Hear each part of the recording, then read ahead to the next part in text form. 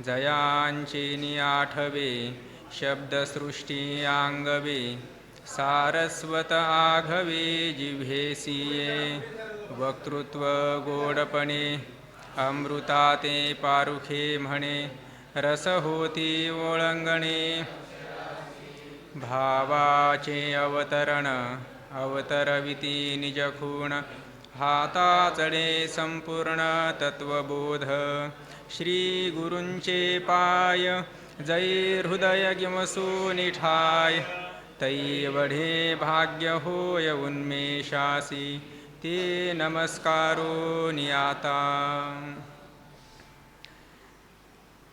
दाऊनिया कोणा काही तीची वाही चाळविली तैसे नको करू देवा शुद्ध भावा माझिया रिद्धी सिद्धी ऐसी आड येती नाड नागवू उदका ऐसी दाऊनी ओढी ऊर फोडी झळई दर्पणीचे दिले धन दिसे पण चरफडी तुका म्हणे पायासाठी करीतो आटी कळो द्या तैसे नको करू देवा शुद्ध भावा माझिया अभंग क्रमांक 1690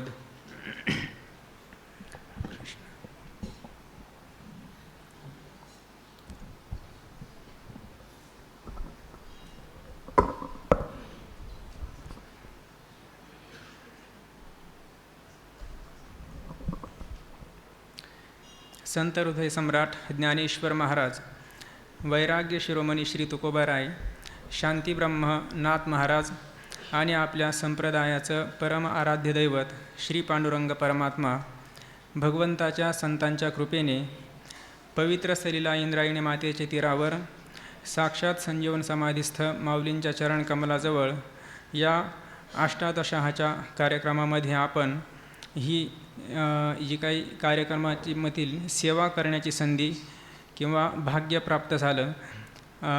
अभंग दावून या कोणा काही तीची वाही चाळविली अशी अभंगाची सुरुवात आहे. प्रस्तुत अभंगातून जगद्गुरू तुकोबाराय ज्या साधकाच्या अंतकरणाला परमात्म्याविषयी अत्यंत तळमळ लागलेली व्याकुळता निर्माण झालेली आहे, मला फक्त भगवंताचंच दर्शन पाहिजे, त्याच्या व्यतिरिक्त इतर दुसरं तू काही देऊ केलं तर मी त्याकडे ढुंकूनही पाहणार नाही, अशा प्रकारचा केवळ भगवंताच्या दर्शनाची उत्कंठा असलेला साधक त्या भूमिकेतून तुकोबाराय या अभंगातून त्या साधकाची भूमिका प्रगट करतात. दाऊन या कोणा काही तीची वाही चाळविली. तुकोबाराय म्हणतात की हे भगवंता, तू काय केलं तर कोणा काही दाऊन या तीची वाही चाळविली. कोणा काही प्रथम चरणामध्ये कोणा आणि काही हे दोन शब्द आहे, सामान्य शब्द आहे. म्हणजे कोणा जो कोणी एखादा भक्त असेल आणि काही म्हणजे जे काही तू त्याला देऊ केला असेल किंवा जे प्रलोभन आमिष दाखवलं असेल. कोणा काही दाऊनिया, उदाहरणार्थ ध्रुव बाळाला आढळपद दिलं किंवा उपमन्यूला क्षीरसागर दिला, क्षीराचा सागर उपमन्या, त्याप्रमाणे जर त्यांना तू आमिष दाखवून फसवलं असेल त्याप्रमाणे मलाही जर तू फसविण्याचा प्रयत्न केलास तर मी मात्र फसला जाणार नाही. दाऊनिया कोणा काही दाऊनिया, ज्या कोणी भक्ताला काहीतरी आमिष प्रलोभन दाखवून तू फसवलंस त्याप्रमाणे तीची वाही चाळविली. चाळविली म्हणजे मलाही फसविण्याकरिता, वाही म्हणजे रीत किंवा सरणी पद्धत, त्याच पद्धतीचा जर तो स्वीकार करत असेल तर मग त्या पद्धतीचा स्वीकार तू करत आहे. परंतु ध्रुवपदामध्ये म्हणतात की तैसे नको करू देवा शुद्ध भावा माझिया. हे देवा तैसे करू नको, माझिया शुद्ध भावा तैसे करू नको. हे देवा संबोधन आहे, तर माझ्या ठिकाणी तुझ्याविषयी शुद्ध भाव आहे आणि तैसे करू नको म्हणजे मला कोणतंही आमिष किंवा प्रलोभनाच्या बळी पाडू नकोस. माझ्या ठिकाणी शुद्ध भाव आहे. शुद्ध भाव आणि अशुद्ध भाव. अशुद्ध भाव म्हणजे परमात्म्या व्यतिरिक्त जर कोणत्या पदार्थाची इच्छा आकांक्षा उत्पन्न होत असेल की या लोकातील किंवा परलोकातील विषयाविषयी आकांक्षा असेल तर तो अशुद्ध भाव आहे. आणि शुद्ध भाव म्हणजे केवळ परमात्म प्राप्तीचीच इच्छा आहे. किंवा ज्ञानेश्वरीमध्ये ज्ञानेश्वर महाराज म्हणतात की माते जेणे पाहिजे ते शुद्ध पुण्य, अर्थात स्वर्गाला गेला तरी ते शुद्ध पुण्य नाही. भगवंताच्या प्राप्तीला कारण होणारं जे पुण्य आहे त्याला शुद्ध पुण्य म्हणतात. आणि माझ्या ठिकाणी जो भाव आहे तो अशुद्ध नाही, हे शुद्ध भाव आहे. आणि दुसऱ्या एका अभंगामध्ये तुकोबाराय म्हणतात की प्रपंच वो सर्व चित्त तुझे पायी मुरो, ऐसे करिगा पांडुरंगा शुद्ध रंग वावे रंगा. शुद्ध असणारा जो तुझा सच्चिदानंद घन असा जो रंग आहे त्या रंगामध्ये मला एकीभूत करून घ्यावं, अशा प्रकारची इच्छा तुकोबाराय भगवंताकडे व्यक्त करतात. तसा इथंही शुद्ध भावा, माझी या शुद्ध भावा, माझ्या ठिकाणी जो तुझ्याविषयी शुद्ध भाव आहे तो पाहून तू असं मला फसविण्याचं काम करू नकोस. त्यानंतर पुढील चरणामध्ये सांगतात की रिद्धी सिद्धी आईसी आड येती नाड नागवू. आता पहिल्या चरणामध्ये कोणा काही, बरं काही या हा सामान्य शब्द आहे, मग काही म्हणजे तू काय दाखवतोस, तर तिसऱ्या चरणामध्ये सांगतात रिद्धी सिद्धी आईसी आड येती.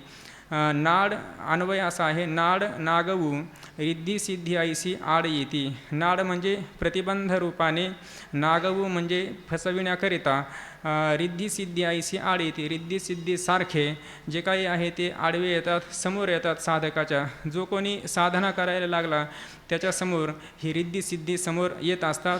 किंवा ज्ञानोबाराय 12व्या अध्यायामध्ये म्हणतात की रिद्धी सिद्धीची द्वंद्वे पडोनी ठाती. किंबहुना म्हणजे निराकार असणारं जे काही वस्तू आहे, परमात्मा निर्गुण निराकार परमात्म्याची साधना करतो, श्रवण मनन करण्यासाठी प्रवृत्त झाला, परंतु त्याने भक्तीचा आश्रय न घेता केवळ निर्गुणात परमात्म्याचे चिंतन करण्यासाठी प्रवृत्त झाला, त्याला काय होतं तर रिद्धी सिद्धीची द्वंद्वे पडवणी ठाती. त्याच्या पुढे रिद्धी म्हणजे जे काही लौकिक ऐश्वर्य आहे ते त्याच्यासमोर आडवं येतं. आणि जे काही सिद्धी म्हणजे अष्टमहासिद्धी, अणिमा महिमा लघिमा प्राप्ती ही प्राकाम्य ईशित्वम वशित्वंच तथा कामावसायिता, अशा ज्या मुख्य अष्टमहासिद्धी आहे त्याच्या समोर येतात. रिद्धी सिद्धी ऐसी आड येते म्हणजे रिद्धी सिद्धीसारखे प्रतिबंध रूपाने त्याच्यासमोर हे प्राप्त होतात. नागवू नाड नागवू, नाड म्हणजे प्रतिबंध रूपाने आणि नागवू म्हणजे फसविण्याकरिता. परंतु आम्हाला मात्र अशा प्रकारचं तू फसवू नको, कारण रिद्धिसिद्धी जरी अज्ञानी पुरुषांच्या दृष्टीने त्यांच्या विशेषता असली, परंतु आमच्या ठिकाणी मात्र त्या रिद्धिसिद्धीचं महत्त्व नाही. रिद्धिसिद्धी सुखे हानितल्या लाता तेथे या प्राकृता कोण मानी. जर रिद्धिसिद्धी सारख्यांना आम्ही लाता हाणतो, तिरस्कार करतो, त्यांचा अनादर करतो, तर मग ह्या प्राकृत असणारे जे काही भोग आहेत त्यांचा आम्ही स्वीकार करू का? त्यांचा स्वीकार करणार नाही. किंवा हे जे काही रिद्धिसिद्धी आहे ह्या मृगजळाप्रमाणे आहे, खोट्या आहे, मिथ्या आहे. मिथ्या पदार्थाचा स्वीकार करून खरं जे काही वास्तव हित आहे ते कधी होऊ शकत नाही. म्हणून आम्ही त्या रिद्धिसिद्धीचा स्वीकार करत नाही. प्रतिबंध रूपाने जरी समोर आल्या तरी पण आम्ही त्यांचा मात्र स्वीकार करणार नाही. किंवा देवाला प्रार्थना करतात अशा प्रकारे आम्हाला मात्र तू चाळविण्याचा प्रयत्न करू नको. त्यानंतर पुढच्या चरणामध्ये दृष्टांत देतात झळईचा. उदका ऐसे दावणी ओढी ऊर फोडी झळई. झळई उदका ऐसी ओढी दावणी ऊर फोडी. झळई म्हणजे जे काही आपण उन्हाळ्याच्या दिवसामध्ये ज्ञानोबाऱ्या सांगतात तेजा आणि उखरा भेटी झाली या वीरा मृगजळाची या पुरा रूप होय. म्हणजे प्रखर किरणांचा आणि मारान जमिनीचा ज्यावेळेसचा किरणांचा आणि त्या जमिनीचा संबंध होतो त्यातून जे उत्पन्न होतं त्याला मृगजळ म्हणतात. त्याला सामान्य भाषेत झळया असं म्हणतात. तर हे जे काही मृगजळ त्याला नाव पडलं तर मृग म्हणजे हरिण, त्याला ते सत्य वाटतं म्हणून त्याला मृगजळ असं म्हटलं जात असावं. म्हणून ते जे काही मृगजळ आहे, झळई आहे, ती पाण्यासारखी दिसते. झळई उदका ऐसी ओढी दावणी. ओढी म्हणजे आकर्षण किंवा खेचणे. तर ही झळई उदका ऐसी ओढी दावणी. उदक पाणी आहे, पाण्यासारखं ती आकर्षण निर्माण करून दाखवून आपल्याला ती काय करते, ऊर फोडी. म्हणजे त्या पाण्याकडे त्या जीवाची किंवा त्या हरणाची प्रवृत्ती होते आणि ऊर फोडते. ऊर फोडते म्हणजे त्याला अतिशय दुःख होतं किंवा नवे नवे त्याला मरणाला सामोरं जावं लागतं. फुटोनी पडे तव मृग वाढवी हाव परी न म्हणे ते माव रोहिणीची. हे रोहिणी नक्षत्रातील किंवा हे जे काही झळई आहे ते काही खरं पाणी नाही याची त्याला जाणीव होत नाही आणि त्याला शेवटी मरणाला सामोरं जावं लागतं. त्याप्रमाणे तुझ्याशिवाय इतर म्हणजे तुझ्या दर्शनाशिवाय इतर तू जेही काही आमिष आम्हाला दाखवलं त्याला आम्ही बळी पडणार नाही. हे सर्व इतर जे काय आहे तुझ्या दर्शनाव्यतिरिक्त रिद्धिसिद्धी असेल किंवा हे सर्व झळई किंवा हे सर्व मिथ्या आहे, खोटं आहे, त्याचा आम्ही स्वीकार करण्यास तयार नाही. आम्ही सत्याचे कास धरणारे आहोत. दर्पणीचे दिले धन दिसे पण चरफडी. 5व्या चरणामध्ये आणखीन एक दृष्टांत सांगतात की दर्पणीचे धन दिले दिसे पण चरफडी. दर्पणीचे धन हे म्हणजे दर्पण म्हणजे आरसा. एखादा पुरुषाचं धन घेतलं, आपण कर्ज घेतलं आणि तो धन मागण्यासाठी आला, पैसे मागण्यासाठी आपल्याकडे आला आणि आपल्या घरात आरसा आहे, त्याला आरशासमोर उभं केलं, दोघेही आरशासमोर उभे राहिले आणि त्याला सांगितलं की हे माझ्या हातात धन आहे, ते आरशामध्ये पहा आणि घे. तर त्याला त्या धनापासून तृप्ती किंवा त्याची निवृत्ती, ते कर्ज फिटेल का त्याचं, ते निवृत्ती होऊ शकत नाही किंवा कर्ज फिटू शकत नाही. दर्पणीचे धन दिले दिसे, दर्पणास्थ असणारं जे काही धन आहे दिल्यासारखं जरी दिसलं प्रत्यक्ष, परंतु त्या माणसाने जे त्याला धन दिलेलं आहे कर्ज, त्याची चरफड किंवा तळमळ मात्र शांत होत नाही, कारण त्याला खरं धन मिळालेलं नसतं. त्याप्रमाणे मलाही तुझं जे काही वास्तव दर्शन आहे ते जोपर्यंत होत नाही तोपर्यंत माझी तळमळ शांत होऊ शकत नाही. मग आता देवाने सांगितलं की तुकोबाराय, तुम्ही म्हणतात की मला काहीही इतर दुसरं दाखवू नको, आमिष दाखवू नको, तुम्हाला इच्छा कशाची आहे, काय पाहिजे. शेवटच्या चरणामध्ये सांगतात, तुका म्हणे पायासाठी करीतो आटी कळो द्या. तुकोबाराय म्हणतात की पायासाठी आटी करीतो कळो द्या. मी आपल्या केवळ पायासाठी, पाय शब्दाचा अर्थ स्वरूप किंवा परमात्मा, मग सगुण असो किंवा निर्गुण, दोन्ही तर एकच आहेत. म्हणून परमात्मा, हे परमात्मन, तुझ्या पायासाठी तुझ्या चरणाचं दर्शन व्हावं, तुझ्या स्वरूपाचा आत्मत्वाने मला साक्षात्कार व्हावा, यासाठी मी आटी म्हणजे प्रयत्न करत आहे. हे कळव दे, याचं हे तुम्हाला ज्ञात असू द्या. या व्यतिरिक्त मला दुसरी कोणतीही इच्छा नाही. आणि पहिल्याच अभंगामध्ये तुकोबाराने म्हटलेलं पण आहे की ब्रह्मादिक पदे दुःखाची शिराणी, तेथे दुश्चित्त झणी जडो देसी. या लोकापासून तर ब्रह्मलोकापर्यंत जेवढे भोग असतील ते सर्व भोग मला तुच्छ आहे, त्या भोगाची इच्छा मला नाही. ब्रह्मपदादिक भोग नव्हे तो भवरोग. म्हणून मला फक्त तुझ्या दर्शनाची इच्छा आहे, या व्यतिरिक्त दुसरं मला काहीही देऊ करू नकोस. त्यानंतर पुढचा अभंग आहे की कृपेचा ओलावा दिसे वेगळाची देवा, मी हे इच्छी तसे साचे, नलगे फुकट साई काचे, जेणे जाय कळसा पाया उत्तम तो तैसा, तुका म्हणे घरी तुझ्या अवघिया परी. आता या अभंगातून जगद्गुरू तुकोबाराय खरी जी कृपा आहे ती खरी कृपा कशाला म्हणावी, तर इतर दुसरं लौकिक काही पदार्थ, ऐश्वर्य प्राप्त होणं, याला काही देवाची कृपा म्हणू नये. तर देवाची कृपा कशाला म्हणावं, तर जेव्हा त्या परमात्म्याचा अविनाशी रूपाने किंवा तो परमात्मा मी आहे असा आत्मत्वाने जेव्हा आपल्याला अनुभव येईल, त्यावेळेस खऱ्या अर्थाने परमात्म्याची कृपा झाली असं समजावं. कारण तुकोबाराय म्हणतात की जरी हा हो कृपा करील नारायण, तरीच हे ज्ञान ब्रह्म होय. म्हणजे परमात्म्याची कृपा झाली तरच ज्ञानच ब्रह्मज्ञान होतं. म्हणजे ज्ञान हे ब्रह्मच आहे, ब्रह्म आणि ज्ञान वेगळं नाही, तर ज्ञान हे ब्रह्मच आहे, या रूपाने अनुभूती आपल्याला येते परमात्म्याची कृपा झाली तर. म्हणून याही ठिकाणी तुकोबाराय म्हणतात की हे भगवन, कृपेचा ओलावा, हे देवा, कृपेचा ओलावा वेगळाची दिसे. तुझ्या कृपेचा जो काही ओलावा म्हणजे जिव्हाळा आहे तो काही आगळा वेगळा आहे.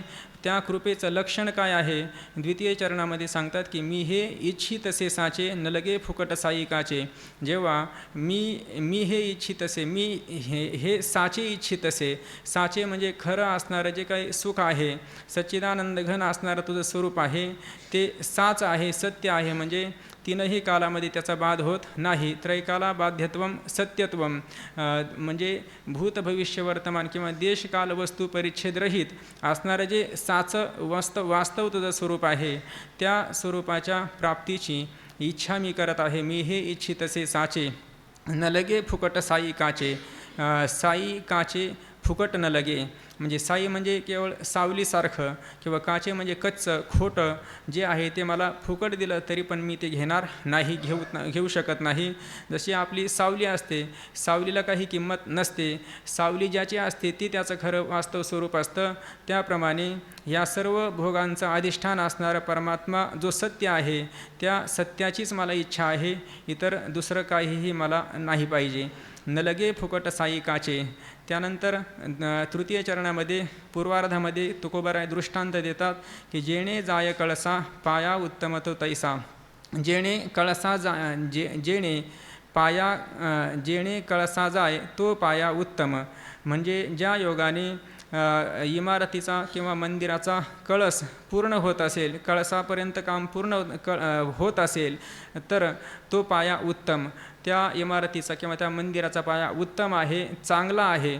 जर पाया उत्तम नसेल तर त्या इमारत असेल किंवा मंदिर असेल तर ती परिपूर्ण रीतीने किंवा ते मंदिर कळसापर्यंत जाऊ शकत नाही किंवा इमारतही पूर्ण होऊ शकत नाही. म्हणून तुकोबाराय म्हणतात की जेणे कळसा जाय तो पाया उत्तम, तो पाया खरा उत्तम आहे. त्याप्रमाणे आमच्याही जीवनामध्ये आमचा जो काही जीवनाचा कळस आहे, होईल येणे कळसा आले स्थिरावले अंतरी. म्हणजे आमच्या जीवनाचा कळस झाला हे कधी ठरेल, कधी होईल तर स्थिरावले अंतरी. आमच्या अंतःकरणामध्ये तू स्थिर झाला तर तू आमच्या जीवनाचा खऱ्या अर्थाने कळस झाला. किंवा बाबा दुसरा पाठ सांगत असतात की होईल येणे कळसा आले स्थिरावले अंतर. माझं अंतःकरण जर स्थिर झालं तुझ्या स्वरूपाच्या ठिकाणी तर त्यावेळेस खऱ्या अर्थाने जीवनाचा कळस झाला. म्हणून इथं सांगतात की जेणे जाय कळसा पाया उत्तम तो तैसा. मग तैसा त्याप्रमाणे माझ्याही जीवनामध्ये शाश्वत सुखाची मला प्राप्ती होईल, तेव्हाच खऱ्या अर्थाने माझ्या जीवनाचा कळस झाला असं मी समजेल. त्यानंतर शेवटच्या चरणामध्ये तुकोबाराय म्हणतात की तुका म्हणे घरी तुझ्या अवघी या परी. हे भगवन तुझ्या घरी अवघी या परी म्हणजे तुझ्या घरी काय अवघी या परी म्हणजे सर्व काही प्रकार आहे. जे काही भक्ताच्या गीतेमध्ये 4 प्रकार सांगितले, आर्तो जिज्ञासुर अर्थार्थी ज्ञानीच भरतर्षभ. म्हणजे जे काही आर्त म्हणजे संकटात भगवंताची प्रार्थना करणारा, जिज्ञासू म्हणजे ते तत्व मी आहे अशा प्रकारची आकांक्षा असणारा, इच्छा असणारा जो जिज्ञासू आहे. आणि आर्त जिज्ञासू अर्थार्थी म्हणजे धनाची इच्छा करणारा आणि जो ज्ञानी आहे ते म्हणजे त्याला कोणतंही कर्तव्य नाही. ज्ञानिया पुरुखा कृत्य करू सरली देखा ऐसा अनाथांचा सखा बोलिला तो. मग असा जो कृतकृत्य झालेला जो ज्ञानी पुरुष आहे म्हणजे हे 4 भक्त आहे. तर जे तुझ्याकडे जो भक्त ज्या इच्छेने येईल ते तू त्याला देत असतो, कारण तुझ्याकडे सर्व काही आहे. ये यथा माम प्रपद्यन्ते तांस्तथैव भजाम्यहम. किंवा भाव जैसा माझ्या ठाई तुम्ही धरा तैसाची मी खरा तुम्हा लागी. म्हणून भगवान तुकोबाराय म्हणतात की तुका म्हणे घरी तुझ्या अवघिया परी. तुझ्या घरी सर्व काही प्रकार आहे, ज्याला जे पाहिजे ते तू त्याला देतोस. त्यानंतर पुढच्या अभंगामध्ये तुकोबाराय सांगतात की तरी आम्ही तुझी धरी येली कास नाही कोणी दास वाया गेला. अगा पंढरीशा उभा विटेवरी येई लवकरी धाव नेटे. पालवितो तुझ उभारोनी बाहे कृपावंता पाहे मजकडे. तुका म्हणे तुझ बहु कान डोळे काहे माझे वेळे ऐसी परी. अगा पंढरीशा उभा विटेवरी येई लवकरी धाव नेटे. आता सुरुवातीला जे काही हे 5 अभंग, या अभंगामध्ये केवळ तुकोबाराय देवाकडे प्रार्थना करतात किंवा मला फक्त तुझं दर्शनच अपेक्षित आहे, इतर दुसरं मला काहीही नाही पाहिजे, फक्त तुझं दर्शन दे. याही अभंगात तुकोबाराय देवाच्या दर्शनाची इच्छा करतात, त्यासाठी प्रार्थना करतात. आणि सांगतात की तरी आम्ही तुझी धरी येली कास नाही कोणी दास वाया गेला. कोणी दास वाया गेला नाही तरी आम्ही तुझी कास धरी येली. म्हणजे ज्या भक्ताने तुझा आश्रय घेतला किंवा मी तुझा दास आहे, भगवंताचा दास आहे असं ज्याने म्हटलेलं आहे, असा जो कोणी दास असेल, भक्त असेल असा नाही कोणी दास वाया गेला. म्हणजे तुझा जो दास आहे, भक्त आहे, तो वाया गेला, व्यर्थ गेला असं मात्र कधीही ऐकायला मिळालेलं नाही. म्हणून तरी आम्ही तुझी धरियेली कास, आणि या विश्वासानेच आम्ही तुझी कास धरियेली अर्थात तुझा आधार घेतला किंवा तुझा आश्रय केलेला आहे. अगा पंढरीशा उभा विटेवरी येई लवकरी धावनेटे. द्वितीय चरणामध्ये महाराज म्हणतात की आगा पंढरीशा, हे पंढरीश परमात्मन किंवा उभा विटेवरी, विटेवर उभा असणाऱ्या पंढरीशा लवकरी येई नेटे धाव. इथं आगा शब्दाचा प्रयोग केला. आगा शब्द हा संबोधनासाठी प्रयोग केला जातो. किंवा नाटामध्ये प्रसिद्ध अभंग आहे आगाय वैकुंठ नायका, आगाय त्रैलोक्य तारका. या अभंगामध्ये संबोधन जास्त आहे, तिथं बऱ्याच वेळा हा आगा शब्दाचा प्रयोग झालेला आहे. आगा पंढरीशा किंवा आगा शब्दाचा अर्थ शब्दकोशामध्ये अरे किंवा अहो असा की अहो पंढरीशा असा पण अर्थ करू शकतो. आगा पंढरीशा, उभा विटेवरी आगा पंढरीशा लवकरी येई, लवकर ये किंवा येई ओ येई धावोनिया, विलंब कवाया लावी येला कृपाळे. लवकरी येई आणि नेटे धाव, अतिशय जोराने वेगाने माझ्याकडे धावत ये, मला दर्शन देण्यासाठी लवकर ये, अशी प्रार्थना तुकोबाराय देवाला करतात. पालवितो तुझं उभारोनी बाहे, कृपावंता पाहे मजकडे. कृपावंता उभा बाहे उभारुनी तुझं पालवितो, कृपावंता मजकडे पाहे. बाहे उभारुनी म्हणजे मी बाहू उभारून म्हणजे हात वर करून तुझं पालवितो, तुला बोलावतो. आणि हे कृपावंता, तू कृपेचा सागर आहे, म्हणजे तुझ्या ठिकाणी विपुल कृपा आहे. कृपावंत हा जो शब्द आहे बहुवचनांत आहे, अर्थात कृपावत कृपावंतौ, कृपावान कृपावंतौ कृपावंत. म्हणजे कृपावंत म्हणजे तुझ्या ठिकाणी कृपा ही तिला काही मर्यादा नाही, विपुल प्रमाणामध्ये तुझ्या ठिकाणी कृपा असल्यामुळे इथं तुकोबाराय देवाला कृपावंत या संबोधनाने संबोधितात. किंवा तुका म्हणे हा तव कृपेचा सागर, नामासाठी पार पावविल.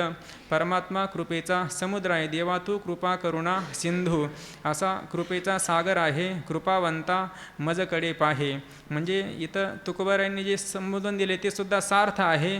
म्हणजे तुझ्या ठिकाणी जर तुला कृपावंत हे संबोधन किंवा हे नाव सार्थ करायचं असेल तर मला दर्शन दे, म्हणजे तुझं नावसुद्धा सार्थक होईल. म्हणून इथं कृपावंता असं म्हणतात. कृपावंता मजकडे पाहे, तुका म्हणे तुझं बहु कान डोळे, काहे माझे वेळे ऐसी परी. आणि शेवटच्या चरणामध्ये म्हणतात की हे परमात्मन पंढरीश परमात्मा, तुला बहु कान आणि बहु डोळे, तुला कानही पुष्कळ आहे आणि डोळेही पुष्कळ आहे. भगवद्गीतेमध्ये भगवान म्हणतात की सर्वतः पाणिपादं तत् सर्वतोक्षि शिरोमुखम, सर्वतः श्रुतिमल्लोके सर्वमावृत्य तिष्ठती. म्हणजे सर्वतः पाणिपादं, पाणी म्हणजे हात. पाणी या शब्दाला दुसरी विलांटी दिली की त्याचा अर्थ होतो पिण्याचं पाणी, आणि पहिली विलांटी दिली की त्याचा अर्थ काय होतो, हात असा होतो. म्हणजे सर्वतः पाणीपादम, पाणीपाद म्हणजे हात आणि पाय आहे, सर्व बाजूने तुला हात पाय आहे. सर्वतः पाणीपादम तत् सर्वतः सर्वतोक्षि शिरोमुखे, अक्षी म्हणजे तुला सर्व बाजूने डोळे आहे, मस्तक आहे, मुख आहे. आणि सर्वतः श्रुतिमत लोके म्हणजे सर्व बाजूने तुला कान आहे. याचं कारण तरी काय आहे, हे सर्व का आहे तुला, पुष्कळ का आहे, कारण सर्व मावृत्ती तिष्ठती, कारण तू सर्वांना व्यापून अवशिष्ट राहिलेला आहे. म्हणजे तुझी व्यापकता आहे, व्यापकता असल्यामुळे तुझ्या ठिकाणी कानही अधिक आहे, डोळेही तुला अधिक आहे. मग कान डोळे तुला पुष्कळ कान असताना माझी स्तुती माझी प्रार्थना तुला का ऐकू येत नाही, किंवा तुला पुष्कळ डोळे असताना माझ्याकडे तू का पाहत नाही.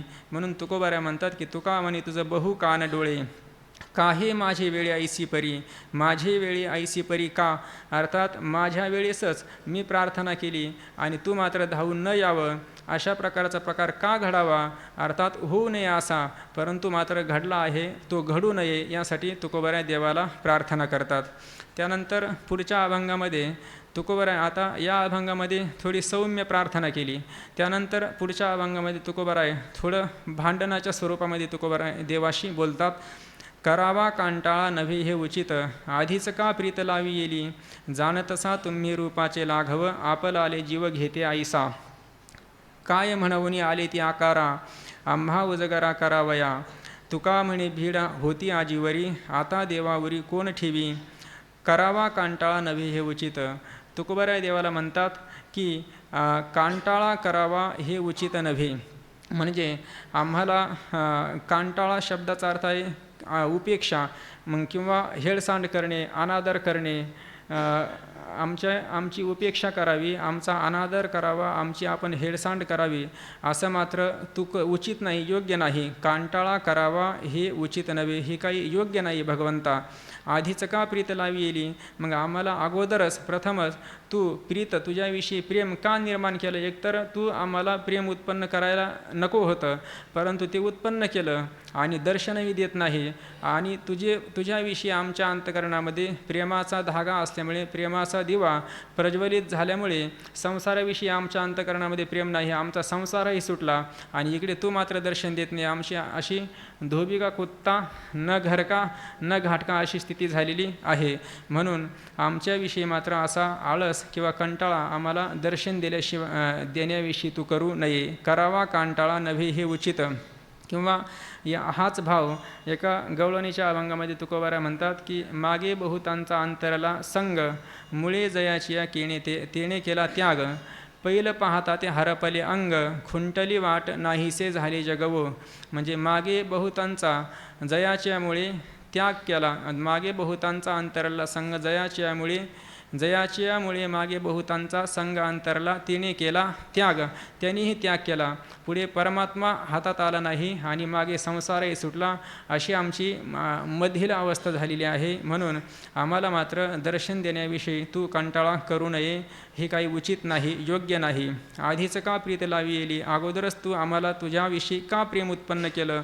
आता प्रेम उत्पन्न केलं तर आता आम्हाला दर्शनही दिलं पाहिजे. जाणतसा तुम्ही रूपाचे लाघव, आपला आले जीव घेते आईसा.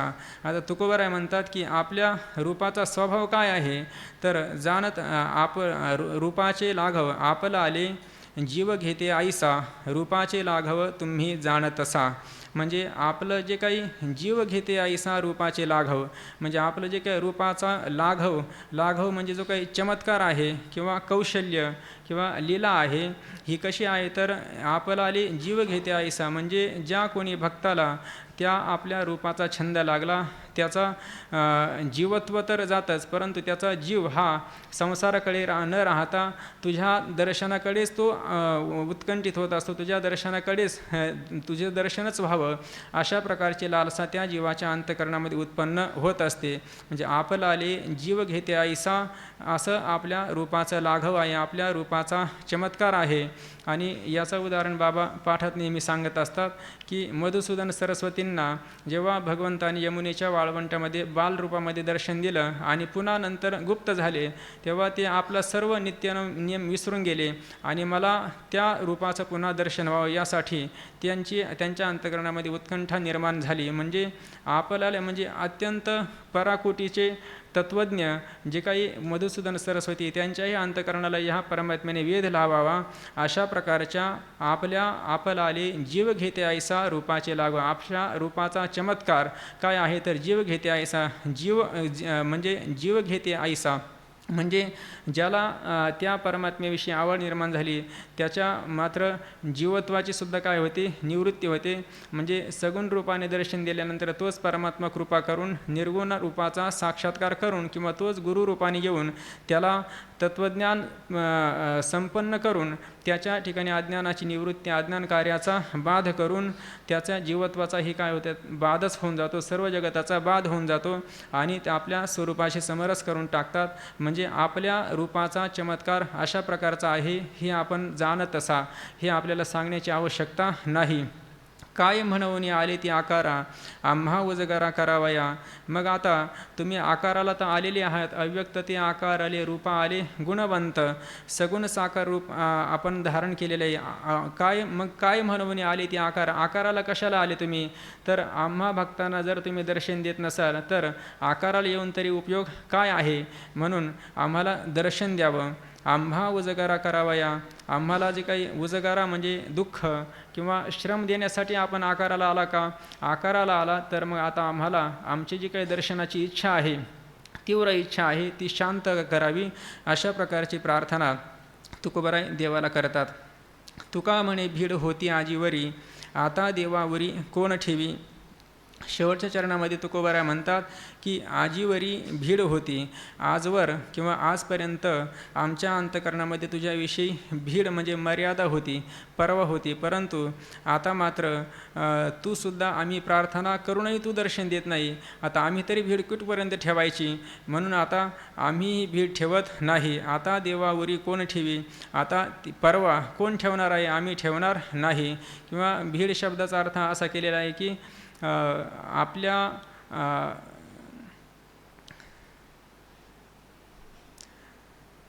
आठवण कायचं तुका म्हणे भीड होती आजीवरी, आता देवावरी कोण ठेवी, म्हणजे आता मात्र आम्ही तुझी भीड ठेवणार नाही. पुढच्या अभंगामध्ये तुकोबाराय म्हणतात की धरुनी पालव आसुडी न करे, मग काय बरे दिसे लोकी, काय ते विचारा ठाईचे आपणा, जो हा नारायणा अवकाश, अंतर पायासी तोवरी या गोष्टी, पडिलिया मिठी हालो निधी, रुसले ती तरी होईल बुझावणी, तातडी करुनी साधावे हे, सापडलिया आधी कारणासी ठाव, येथे करू भाव दृढ आता, तुका म्हणे तुझे ठाऊके बोभाट, मग खटपट चुकली ते. धरुनी पालव आसुडीन करीत महाराज म्हणतात की हे भगवंता, जर तू दर्शन दिलं नाही तर मी करे पालव धरुनी आसुडीन, हाताने तुझा पालव म्हणजे तुझा पदर धरून, आसुडीन म्हणजे त्याला हिसका देईल,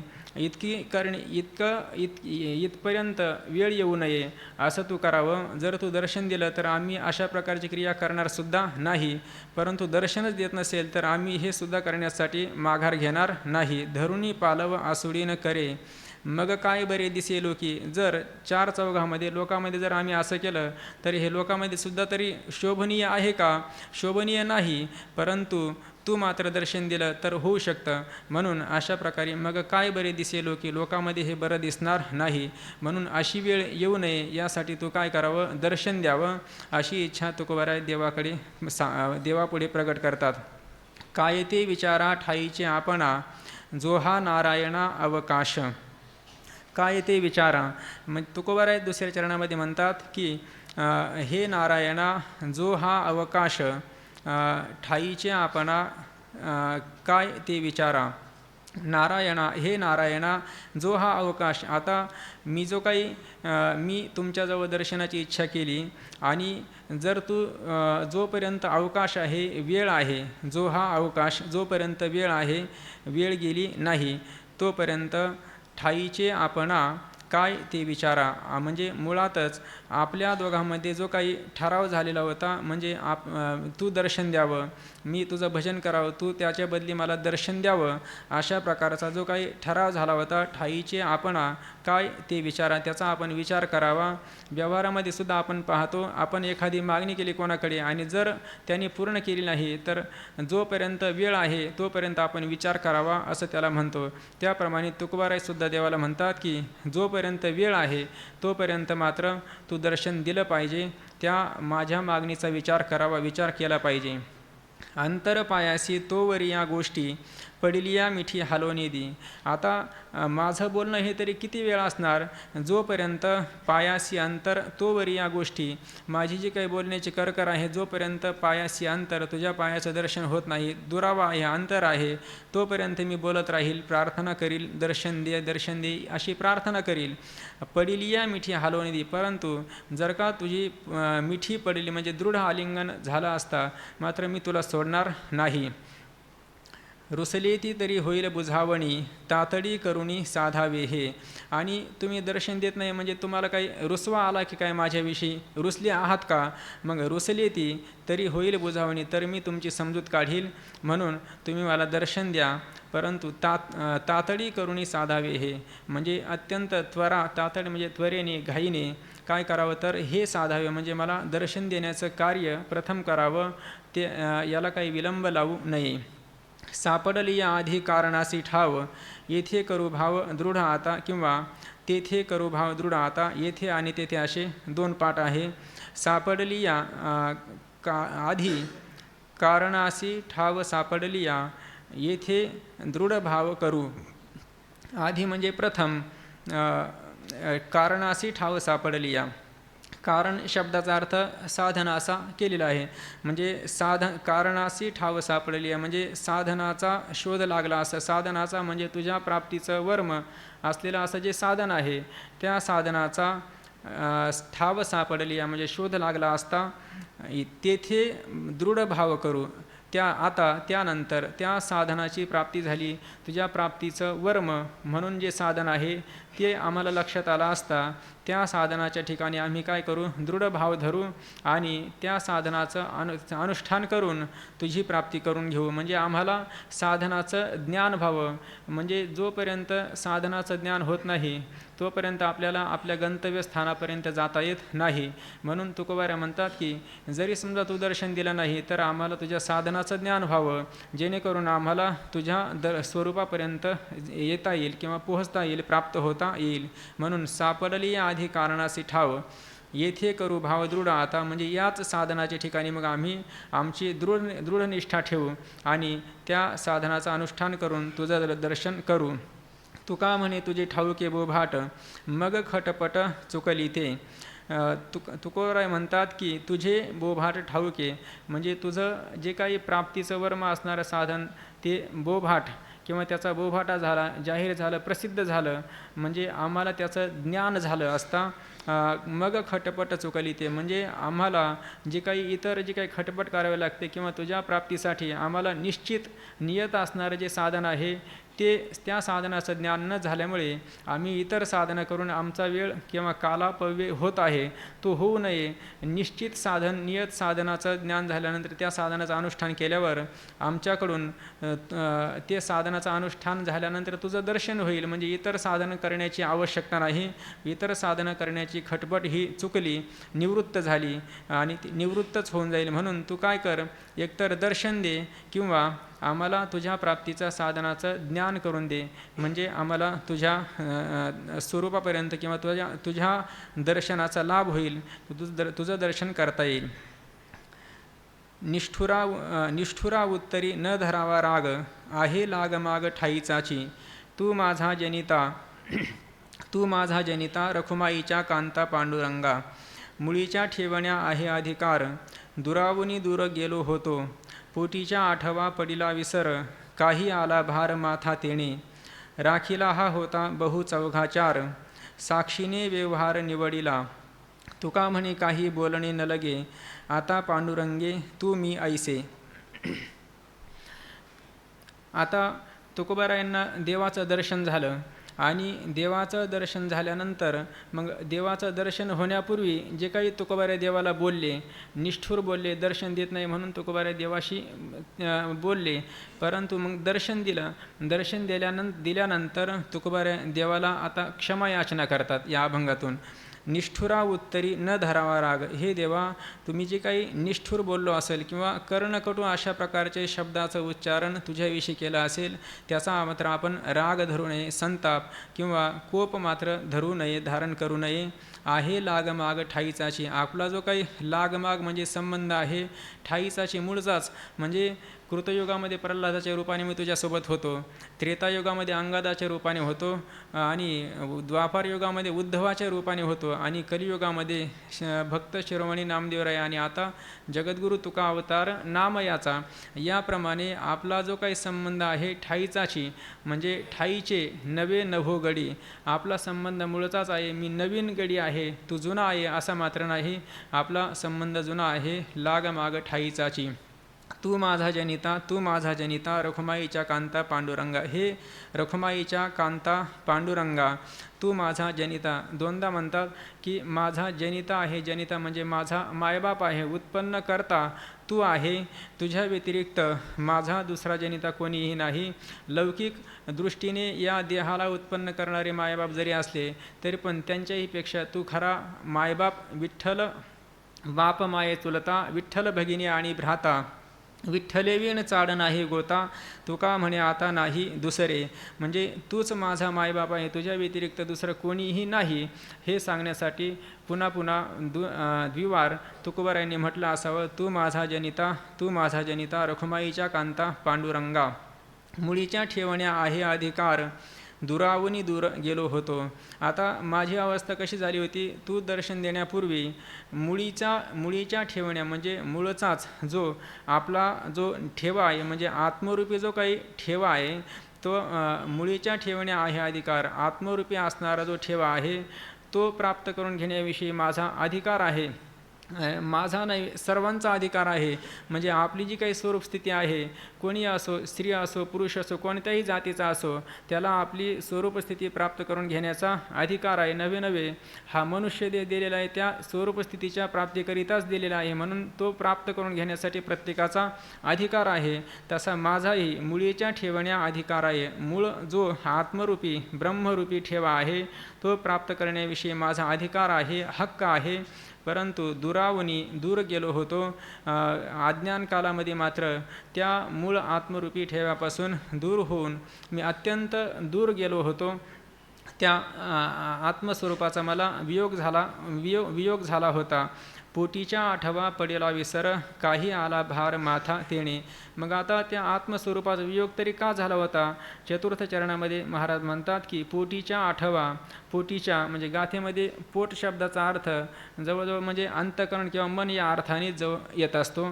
पोटीच्या आठवा म्हणजे माझ्या हृदयात मनामध्ये जो काही आठव म्हणजे तुझ्याविषयी आठव स्मरण आहे त्याचा काय झाला, विसर पडिला. जसं माऊली म्हणतात की आत्म जे प्राणी या कामी भरू, देहाची वरी आदरू, म्हणून पडेला विसरू आत्मबोधाचा. वृत्ती ही एकाच आकाराची होते एकाकाली. म्हणजे जर अनात्मकार वृत्ती असेल तर ती आत्माकार होऊ शकत नाही, आणि आत्माकार असेल तर अनात्मकार होऊ शकत नाही. मग आता पोटीच्या आठवा अंतःकरणस्थ असणारा तुझ्याविषयी जो काही स्मरण आहे त्या स्मरणाचा विसर पडला. म्हणून पडिला विसर, काही आला भार माथा तेणे. तो विसर तरी का पडला? उत्तरार्धामध्ये म्हणतात की माथा काही भार आला, तेणे पोटीच्या आठवा विसर पडिला. म्हणजे माझ्या मस्तकावर जो भार आला, कोणता भार आला तर मी माझेपणाचा भार आला. बहु भार पडियेला शिरी, मी हे माझे मजवरी, उघड्या नागविलो चोरी, घरीच्या घरी जाणता. म्हणजे अनात्म पदार्थांना ज्यांना मी म्हणू नये, ज्यांना माझं म्हणू नये त्यांना मी म्हटलं, ज्या देहाला मी म्हणू नये त्याला मी म्हटलं, आणि ज्यांना संबंधी असणारे जे काही देह संबंधी त्यांना माझं म्हणू नये त्यांना मी माझं म्हटलं. त्यामुळे तो विनाकारण नसणारा मिथ्या पदार्थांचा भार घेतल्यामुळे माझ्या आत्मस्वरूपाचा जो को मूळचा ठेवा आहे त्याचा मला विसर पडला. राखीला हा होता बहु चौघाचार, साक्षीने व्यवहार निवडिला. 5व्या चरणामध्ये तुकोबाराय म्हणतात की हा जो काही हा राखीला हा होता बहु चौघाचार, म्हणजे हा जो काही तू उपास्य आहे आणि मी तुझा उपासक आहे, अशा प्रकारचा हा जो काही भाव आहे, हा 4 चौघात त्याचं मी रक्षण केलं होतं आजपर्यंत. तुझी सेवा करणं, तू स्वामी, तू माझा स्वामी, मी तुझा रंक, या रूपाने तुझी मी सेवा केली. आणि परंतु अशी सेवा करत करत साक्षीने व्यवहार निवडिला. साक्षीने म्हणजे संतांच्या साक्षीने, संत महात्म्यांच्या संगतीने मला असं कळून आलं की हा जो काही उपासक भाव आहे तो काही खरा वास्तव नाही. म्हणजे उपासक भाव हा कल्पित आणि वास्तव अभेद आहे, आणि कल्पित काय आहे, भेद आहे. अशा प्रकारचा निश्चय निवडिला, अशा प्रकारचा व्यवहार म्हणजे हा जो काही व्यवहार आहे, उपासक भावाचा जो व्यवहार आहे निवडिला म्हणजे त्याचा निर्णय झाला. साक्षीने व्यवहार निवडिला. तुका म्हणे काही बोलणे न लगे, आता पांडुरंगे तू मी ऐसे. आता तुकोबाराय शेवटच्या चरणामध्ये म्हणतात की हे पांडुरंगे, आता काही बोलणे न लगे, तू मी ऐसे. हे पांडुरंगे, आता तू मी ऐसे काही बोलणे न लगे. शेवटच्या चरणात महाराज म्हणतात की हे पांडुरंगे, पांडुरंग परमात्मन, तू मी अशा प्रकारचं जे काही बोलणं आहे आता बोलण्याची आवश्यकता नाही, कारण संतांच्या साक्षीने तू आणि मी एकच आहेत.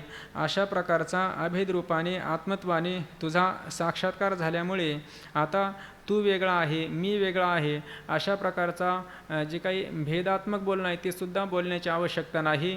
आता खरी स्थिती काय झाली तर पाहता न दिसे वेगळीक, तुझ्यामध्ये आणि माझ्यामध्ये कोणत्याही प्रकारचा भेद राहिला नाही.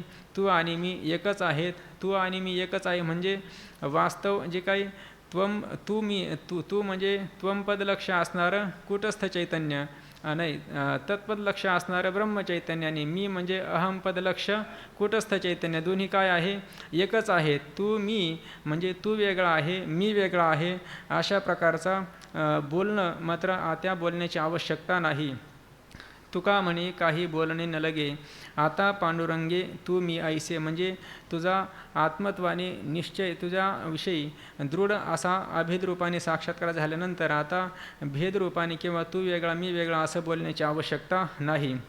त्यानंतर पुढच्या अभंगामध्ये महाराज म्हणतात की सांगता गोष्टी लागती गोडा, हातो रोकडा अनुभव, सुख झाले नये बोले बोलता, अंतर तो नये दिसो, आता सोसकासया, तुका म्हणे जतन करू हेच धरू जीवेसी. सांगता गोष्टी लागती गोडा म्हणजे तुझे गुणसंकीर्तन असेल किंवा लीला संकीर्तन असेल किंवा तुझं स्वरूप कीर्तन असेल, त्या गोष्टी करत असताना बोलत असताना मात्र गोड लागतात. सांगता गोष्टी लागती गोडा, हातो रोकडा अनुभव, हा जो काही अनुभव आहे हे माझा रोकडा म्हणजे प्रत्यक्ष आहे, म्हणजे प्रत्यक्ष अनुभवतो. म्हणजे तुझ्या व्यतिरिक्त बोलण्यामध्ये काही गोडी नाही किंवा काही त्यात स्वारस्य नाही, रस नाही. मग रस कशात आहे? फक्त तुझ्या संबंधी बोलण्यामध्ये, तुझ्या गोष्टी करण्यामध्येच गोडी आहे. अशा प्रकारचा माझा अनुभव हा प्रत्यक्ष आहे. सुख झाले नये बोले बोलता, आणि तुझ्या संबंधी अशा गोष्टी करत असताना किंवा तुझी कथा करता करता माझ्या अंतकरणामध्ये सुख झाले. सुख म्हणजे माझ्या अंतकरणामध्ये आनंद झाला. सुख शब्दाचा अर्थ पर्यायी शब्द आनंद आहे. आनंद म्हणजे देशी काळे वेदानुवादा, ज्या सुखाची न करवे मर्यादा, त्या सुखाची सुखसंपदा मदभक्त सदा भोगिती. म्हणजे ज्या सुखाचा देशाने कालाने किंवा वस्तूने परिच्छेद होत नाही, अशा प्रकारचं सुख माझ्या अंतकरणामध्ये अभिव्यक्त किंवा ते प्रगट झालेलं आहे. सुख झाले द्विवार तुकोबाराय म्हणतात की म्हणजे मला आता वैषयिक असणारं या लोकातील पारलोकातील कोणत्याही प्रकारचं सुख नाही. तुम्हाला कदाचित वाटेल की विषयापासून सुख झालं का, तर विषयापासून सुख झालं नाही. किंवा दोनदा म्हटलं सुख झाले म्हणजे ज्या लोकातील किंवा पारलौकिक असणाऱ्या विषयांपासून मला सुख झालं नाही, किंवा या विषयाच्या अतीत असणारं जे स्वरूपभूत असणारं सुख आहे तेच सुख मला झालेलं आहे. नये बोले बोलता, या सुखाविषयी मात्र बोलता नये. शब्दाने वाणीने त्याचं कथन करता येत नाही. शब्देविण संवादू दुजेविण अनुवादू हे तव कैसेनी गमे, किंवा सांगत आहे नये सुख कीर्तिमुख न पुरे. या सुखाविषयी वाणी त्याचं किंवा शब्दाने त्या सुखाचं उच्चारण करता येत नाही, कारण हे सुख शब्दातीत आहे. विषयी सुखाचं वर्णन करता येऊ शकतं. विषयी सुखाचं सुद्धा वर्णन करत असताना की त्याचाही अनुभव घेतल्याशिवाय, ते प्रत्यक्ष त्याचा अनुभव असल्याशिवाय, आता साखर गोड आहे असं म्हटल्याने, मी तुम्हाला साखर गोड आहे असं म्हटल्याने तुम्हाला अनुभव येईल का जर तुम्ही खाल्ली नाही तर? म्हणजे प्रत्यक्ष त्या विषय सुखाचा सुद्धा जर अनुभव घ्यायचा असेल तर त्याचं आस्वादन केल्याशिवाय अनुभव येत नाही. त्याप्रमाणे ह्या परमात्मा सुखाचा देखील जोपर्यंत आपल्याला साक्षात्कार किंवा ते आपल्या अंतकरणामध्ये प्रगट होत नाही, तोपर्यंत आपल्याला खऱ्या अर्थाने जो काही आनंद आहे किंवा अशी इच्छा किंवा असं आपल्या मुखातून आपण शब्दोच्चारण करू शकत नाही. सुख झाले. तुकोबार इथं म्हणतात, याचा अर्थ सुख झाले म्हणजे ज्या सुखाला कोणतीही मर्यादा नाही, अंत नाही, अशा प्रकारचं सुख मला प्राप्त झालं, अनुभूतीला आलं. बोलता नाही, शब्दाने त्याचं उच्चारण करता येत नाही. अंतर तो नये दिसो, आता सोसकासया, अंतर तो दिसो नये. आता तुझ्यामध्ये आणि माझ्यामध्ये अंतर म्हणजे भेद किंवा दुरावा राहिला नाही, अंतर राहिलं नाही. अंतर तो नये दिसो आता सोस कासया. मग तुझ्यामध्ये माझ्यामध्ये भेदच नसेल, दुरावा नसेल, अंतर नसेल, तर मग सोस म्हणजे जी काही प्रबळ इच्छा आहे किंवा जी काही विषयापासून सुख मिळावं, विषयामध्ये सुख आहे, ते सत्य आहे, ते मिळवलं पाहिजे, अशा प्रकारचा जो काही भ्रम आहे त्याच्याविषयी सोस कासया. कशासाठी सोस करायचा, हव्यास करायचा, अर्थात हे तेही करण्याची आवश्यकता नाही. अंतर तो नये दिसो आता सोस कासया. किंवा तुझ्यामध्ये आणि माझ्यामध्ये भेद राहिला नाही आता सोस कासया. आता तुझ्या प्राप्तीविषयी सुद्धा सोस म्हणजे इच्छा राहील का, नाही, राहणार नाही. कारण ज्या परमात्म्याला जाणावायचं आहे, ज्या परमात्म्याचं दर्शन करायचं आहे, तो परमात्मा माझ्याहून वेगळा राहिला नाही. त्यामुळे इच्छेची काय होते, निवृत्ती होते. इच्छाच राहिली नाही, इच्छाभाव झाला.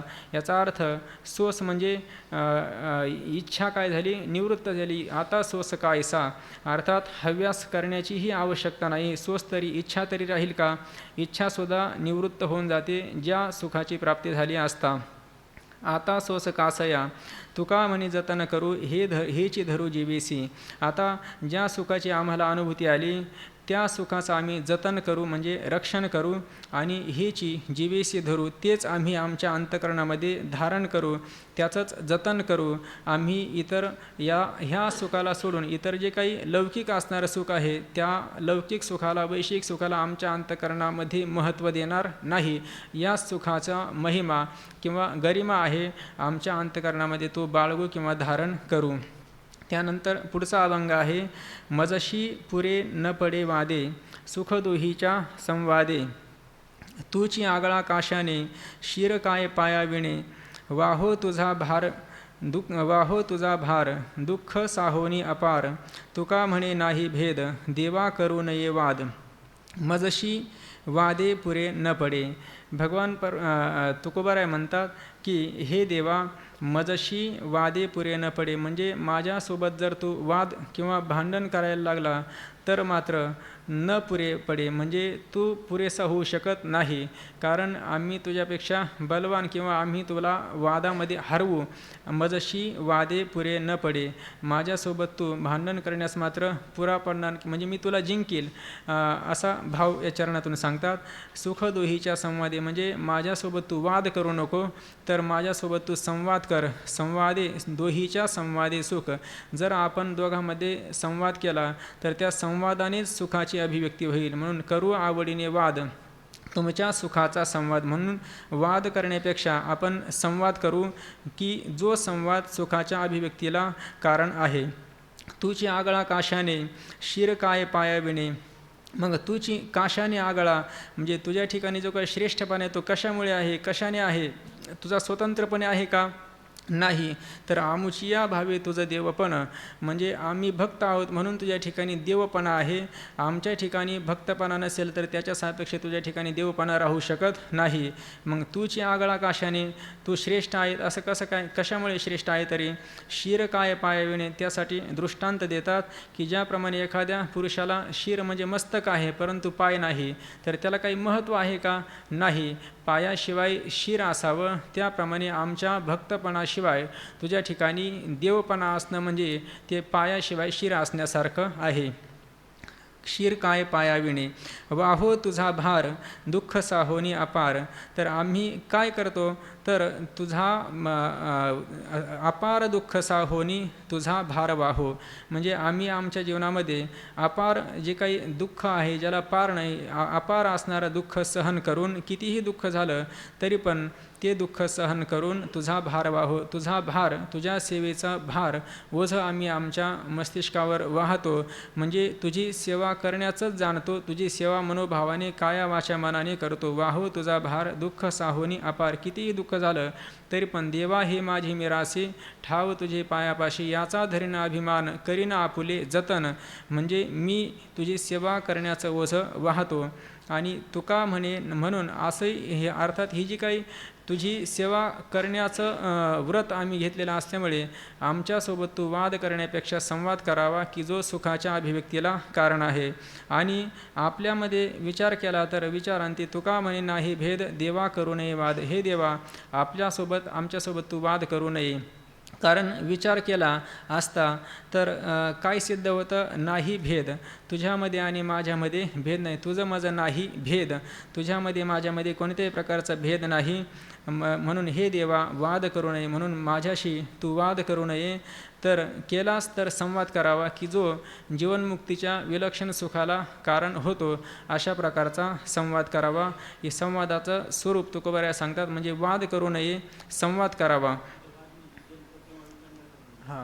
वाद शब्दाचा अर्थ जल्प किंवा वितंड करू नये. जल्प शब्दाचा अर्थ की दोन वादी आहे त्या म्हणजे माझंच खरं आहे, तुझं मात्र खोटं आहे असं सांगणारं तर त्याला वितंड म्हणायचं. आणि जल्प म्हणजे आपलंच परपक्षाचं खंडन करून आपल्या मताची स्थापना करणं याला जल्प म्हणतात.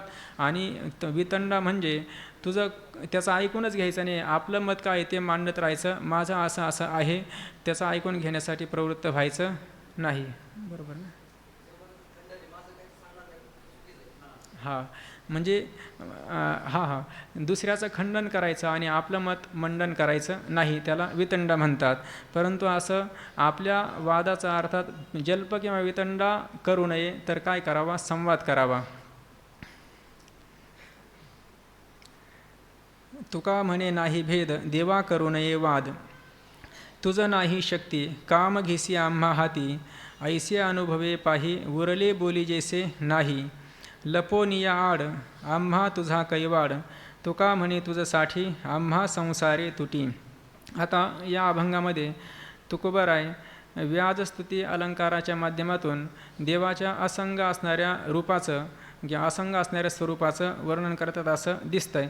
तुझं नाही शक्ती, हे देवा तुझ्या ठिकाणी शक्ती नाही. आणि काम घे आम्हा हाती काम घेसी, आमच्याकडून तू मात्र काम करून घेतो, सेवा करून घेतोस. आता तुझं नाही शक्ती नाही असं का म्हणतात? परमात्मा तर सर्वज्ञ सर्व शक्तिमान आहे. आणि तुकोबारा म्हणतात की तुझं नाही शक्ती, तुझ्या ठिकाणी शक्ती नाही. तर शक्ती नाही म्हणजे तुझ्या ठिकाणी जी शक्ती आहे ती वाच्यार्थाच्या ठिकाणी आहे, लक्ष्यार्थाच्या ठिकाणी शक्ती नाही असं भाव दिसतो. तुझं नाही शक्ती म्हणजे तू असंग आहे. असंग परमात्म्याच्या ठिकाणी शक्ती तरी कुठली आली? तो काहीही करू शकत नाही असंग रूपामध्ये. म्हणून तुझं नाही शक्ती. काम घेसी आम्हा हाती, आमच्याकडून मात्र तू सेवा करून घेतोस. ऐसे अनुभवे पाही उरले बोली जैसे नाही. आणि हे तुला सांगण्याची सुद्धा आवश्यकता नाही. ऐसे अनुभवे पाही, तूच तुझ्या अनुभवाने सुद्धा पहा. बोली जैसे उरले नाही, याविषयी काही बोलावं असं मात्र काहीही शिल्लक राहिलेलं नाही, बोलण्याची आवश्यकता नाही. लपोनिया आड आम्हा तुझा कैवाड. आणि जेव्हा तू ज्या स्वरूपाच्या ठिकाणी कोणतीही शक्ती नाही असं असंग जे स्वरूप आहे त्या स्वरूपातून जेव्हा सगुण साकार होतो तेव्हा त्या सगुण साकार होण्यासाठी आश्रय काय आहे किंवा कशामुळे येतो? तर तू शुद्ध सत्वगुणात्मक असणारी माया उपाधी आहे तिचा अंगीकार करतो आणि सगुण साकार रूप धारण करतो. लपोनिया आड अर्थात त्या शुद्ध सत्वा गुणात्मिका असणाऱ्या मायेच्या आड लपून आम्हा तुझा कैवाड म्हणजे त्या मायेच्या आड लपतो. म्हणजे तू ईश्वर भावाला प्राप्त होतो. आणि ईश्वर भावाला प्राप्त झाल्यानंतर जे काही नास्तिक लोक आहे तुझा स्वीकार करत नाही किंवा तुझं खंडन करतात, मग त्यांच्या विरोधी तुझं मंडन करण्यासाठी आम्हाला प्रवृत्त व्हावं लागतं. तुझा पक्ष घेऊन आम्हा तुझा कैवाड, आम्हाला तुझा पक्ष घेऊन किंवा तुझी बाजू घेऊन त्या नास्तिकांचं खंडन करण्यासाठी प्रवृत्त व्हावं लागतं. ज्याप्रमाणे ते न्यायाचे आचार्य की उदयनाचार्य त्यांनी ईश्वराची सिद्धी केली. म्हणजे जे काही ईश्वराची असिद्धी मानणारे नास्तिक होते त्या नास्तिकांचं खंडन केलं, ईश्वराची सिद्धी केली. आणि जेव्हा ते जगन्नाथपुरीला गेले तर सर्व दरवाजे बंद झाले होते रात्रीच्या वेळी. त्यावेळेस उदयनाचार्य म्हणतात की ऐश्वर्यम मदमत्तोसी माम अवज्ञाय वर्तसे. उपस्थितीषु बौद्धेषु मदधीना तव स्थिती. म्हणजे ऐश्वर्याने तू मदोन्मत्त झाला आहेस असं उदयनाचार्य भगवंताला, जगन्नाथ भगवंताला म्हणतात. ऐश्वर्याने तू मदोन्मत्त झाला आहेस म्हणून दरवाजे बंद झालेले आहेत, मला दर्शन देत नाहीस आणि माझी अवज्ञा करतोस. परंतु एक मात्र लक्षात ठेव, जेव्हा उपस्थितीषु बौद्धेषु मदधीना तव स्थिती, म्हणजे ज्यावेळेस नास्तिक लोक तुझं खंडन करण्यासाठी प्रवृत्त होतील तेव्हा मात्र माझ्यावरच तुझ्या सिद्धी किंवा तुझी स्थिती अवलंबून आहे, म्हणून मला दर्शन द्यावं असं म्हटलेलं आहे. याचा अर्थ भगवंताचा भगवंतपणा हा सिद्ध करण्यासाठी हा भक्ताच्याच अधीन आहे. म्हणून तुकोबाऱ्या म्हणतात की आम्हा तुझा कैवाड, जेव्हा तू ईश्वर भावाला सगुण रूपाला प्राप्त होतो त्या ईश्वरत्वाचं रक्षण करण्यासाठी किंवा आम्हा तुझा कैवाड, आम्हालाच तुझी बाजू किंवा पक्ष घेऊन तुझी सिद्धी करावी लागते. तुका म्हणे तुझसाठी आम्हा संसारी तुटी, आणि आम्हाला अजून काय करावं लागतं तुझ्या दर्शनासाठी, तुझ्यासाठी आम्हा संसारी तुटी, संसाराचा सुद्धा त्याग करावा लागतो. म्हणजे या संपूर्ण अभंगाचा विचार केला तर भगवंताचं जे काही स्वरूप आहे त्याचं वर्णन करून तुझ्यासाठी आम्हाला काय काय करावं लागतं आणि ते सर्व करून तुझी जी असंग रूपाने स्थिती आहे तीच आमची आहे, त्याच असंग स्थितीत आम्हाला जावं लागतं, त्याशिवाय दुसरं काही आमचं गंतव्य नाही. त्यानंतर पुढच्या अभंगामध्ये तुकोबाऱ्या म्हणतात की तुझ्या ठाई ओस दोन्ही पुण्य आणि दोष, झडले वरले किती आम्ही धरी येले चित्ती, कळलासी नष्टा याती क्रिया कर्म भ्रष्टा, तुका म्हणे बोला नाही ताळागा विठ्ठला. तुझ्या ठाई दोन्ही पुण्य आणि दोष ओस. तुकोबाराय म्हणतात की हे परमात्मन, तुझ्या ठिकाणी हे दोन्ही पुण्य आणि दोष म्हणजे पाप हे दोन्हीही नाही, पाप आणि पुण्य तुझ्या स्वरूपाच्या ठिकाणी नाही.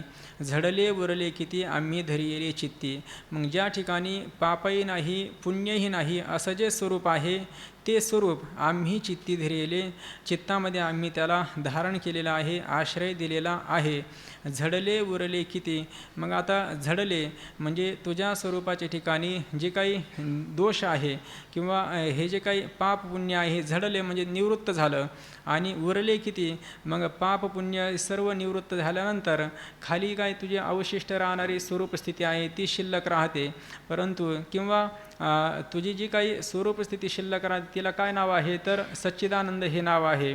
आणि त्या तुझ्या स्वरूपाहून भिन्न असणारं जे असत जड दुःखरूप असणारे सर्व अनात्म पदार्थ आहे, त्या सर्व अनात्म पदार्थ झडले म्हणजे त्यांची निवृत्ती झाली, त्यांचा बाध झाला, झडले.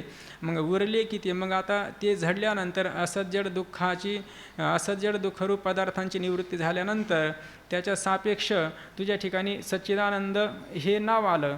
तू सच्चिदानंद घन तू आहेस. मग हे उरलं, पण उरलं हे सुद्धा खरं आहे का तर असत जड दुःखाच्या सापेक्ष सच्चिदानंद या पदाची प्रवृत्ती झालेली असल्यामुळे उरले किती ते सुद्धा उरलं असं म्हणता येईल का नाही. मग उरलं काय खऱ्या अर्थाने तर असत जड दुःखरूप आणि सच्चिदानंद याच्याही पलीकडे असणारं अवाच्य असणारी स्वरूप स्थिती जिला शून्य म्हणता येत नाही अशी स्थिती शिल्लक राहिली.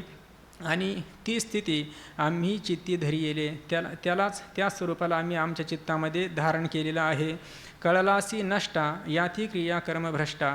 आता तुकोबाराय या चरणात बोलताना वरून दिसतं की देवाची निंदा करतात, खूपच कर्णकटू असं भाषण करतात, परंतु वरून दिसायला निंदा असली तर आतून मात्र स्तुती आहे, निर्गुणाचं वर्णन करतात. तू नष्टा कळलासी, नष्टा या शब्दाचा अन्वय क्रिया शब्दाशी करावा. तू क्रिया नष्ट आहे म्हणजे क्रिया नष्ट आहे म्हणजे तुझ्या ठिकाणी क्रिया नाही. क्रिया ही परिच्छिन्नामध्ये होते, तू व्यापक असल्यामुळे तुझ्या ठिकाणी क्रिया नाही. याती क्रिया नष्टा. पुन्हा याती जातीही तुझ्या ठिकाणी नाही. जातीचं लक्षण केलेले एकम नित्यम अनेकानुगतम जाती किंवा सामान्य म्हणजे जी एक आहे, नित्य आहे, अनेकामध्ये अनुस्यूत असते त्याला जाती असं म्हणतात. परंतु तुझ्या ठिकाणी जातीसुद्धा नाही. जाती अनेकानुगत असते, परंतु तू मात्र एकच असल्यामुळे तुझ्या ठिकाणी जातीचा देखील अभाव आहे. आणि कर्मभ्रष्टा म्हणजे कर्म म्हणजे धर्मभ्रष्ट म्हणजे ज्या अंतःकरणाचे जे काही धर्म आहे, सुख दुःख कर्तृत्व भोक्तृत्व इत्यादी जे काही धर्म आहे त्या धर्मांनी तू रहित आहे, विवर्जित आहे.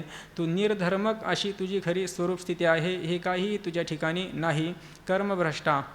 आणि शेवटी म्हणतात की तुका म्हणे बोला नाही ताळा गा विठ्ठला. हे विठ्ठला गा विठ्ठला, बोला ताळा नाही. म्हणजे तुझ्या या निर्विशेष असणाऱ्या स्वरूपस्थितीविषयी बोला ताळा नाही. अर्थात शब्दाला किंवा बोलण्यास मात्र काही ताळमेळ नाही. शब्दाची प्रवृत्ती त्या स्वरूपापर्यंत होऊ शकत नाही, प्रवृत्ती होत नाही, ताळमेळ नाही, शब्द त्या ठिकाणी पोहोचू शकत नाही. म्हणजे हा परमात्मा शब्द प्रमाणाचा विषय नाही, तू शब्दाचा विषय नाही. त्यानंतर पुढच्या अभंगामध्ये तुकोबाऱ्या म्हणतात की भांडावे तो हित ठाई पडते उचित, नये खंडू देऊ वाद आम्हा भांडवल भेद, शब्दा सारसी भेटी नये पडो देऊ तुटी, तुका म्हणे आळस तोची कारणाचा नास. भांडावे तो हित ठाई पडते उचित, भांडावे तो उचित हित ठाई पडते. म्हणजे तुझ्यासोबत आम्ही जसं जसं भांडण करावं त्या भांडणाच्या माध्यमातून उचित हित ठाई पडते. योग्य असणारं जे हित आहे, अर्थात आत्मस्वरूप रूपी जे काही आत्म्याचं ब्रह्मरूपाने जे ज्ञान आहे तेच खरं हित आहे आणि ते ठाई पडते. ते संवादाच्या किंवा त्या भांडणाच्या माध्यमातून त्याचं आम्हाला ज्ञान होतं, आमच्या पदरामध्ये पडतं. म्हणून हे परमात्मन नये खंडू देऊ वाद आम्हा भांडवल भेद. म्हणून आपल्या दोघांमधील जो वाद म्हणजे जो काही संवाद आहे त्या संवादामध्ये खंड किंवा अंतर कधीही पडू नये. आम्हा भांडवल भेद, आमचं भेद हे भांडवल आहे.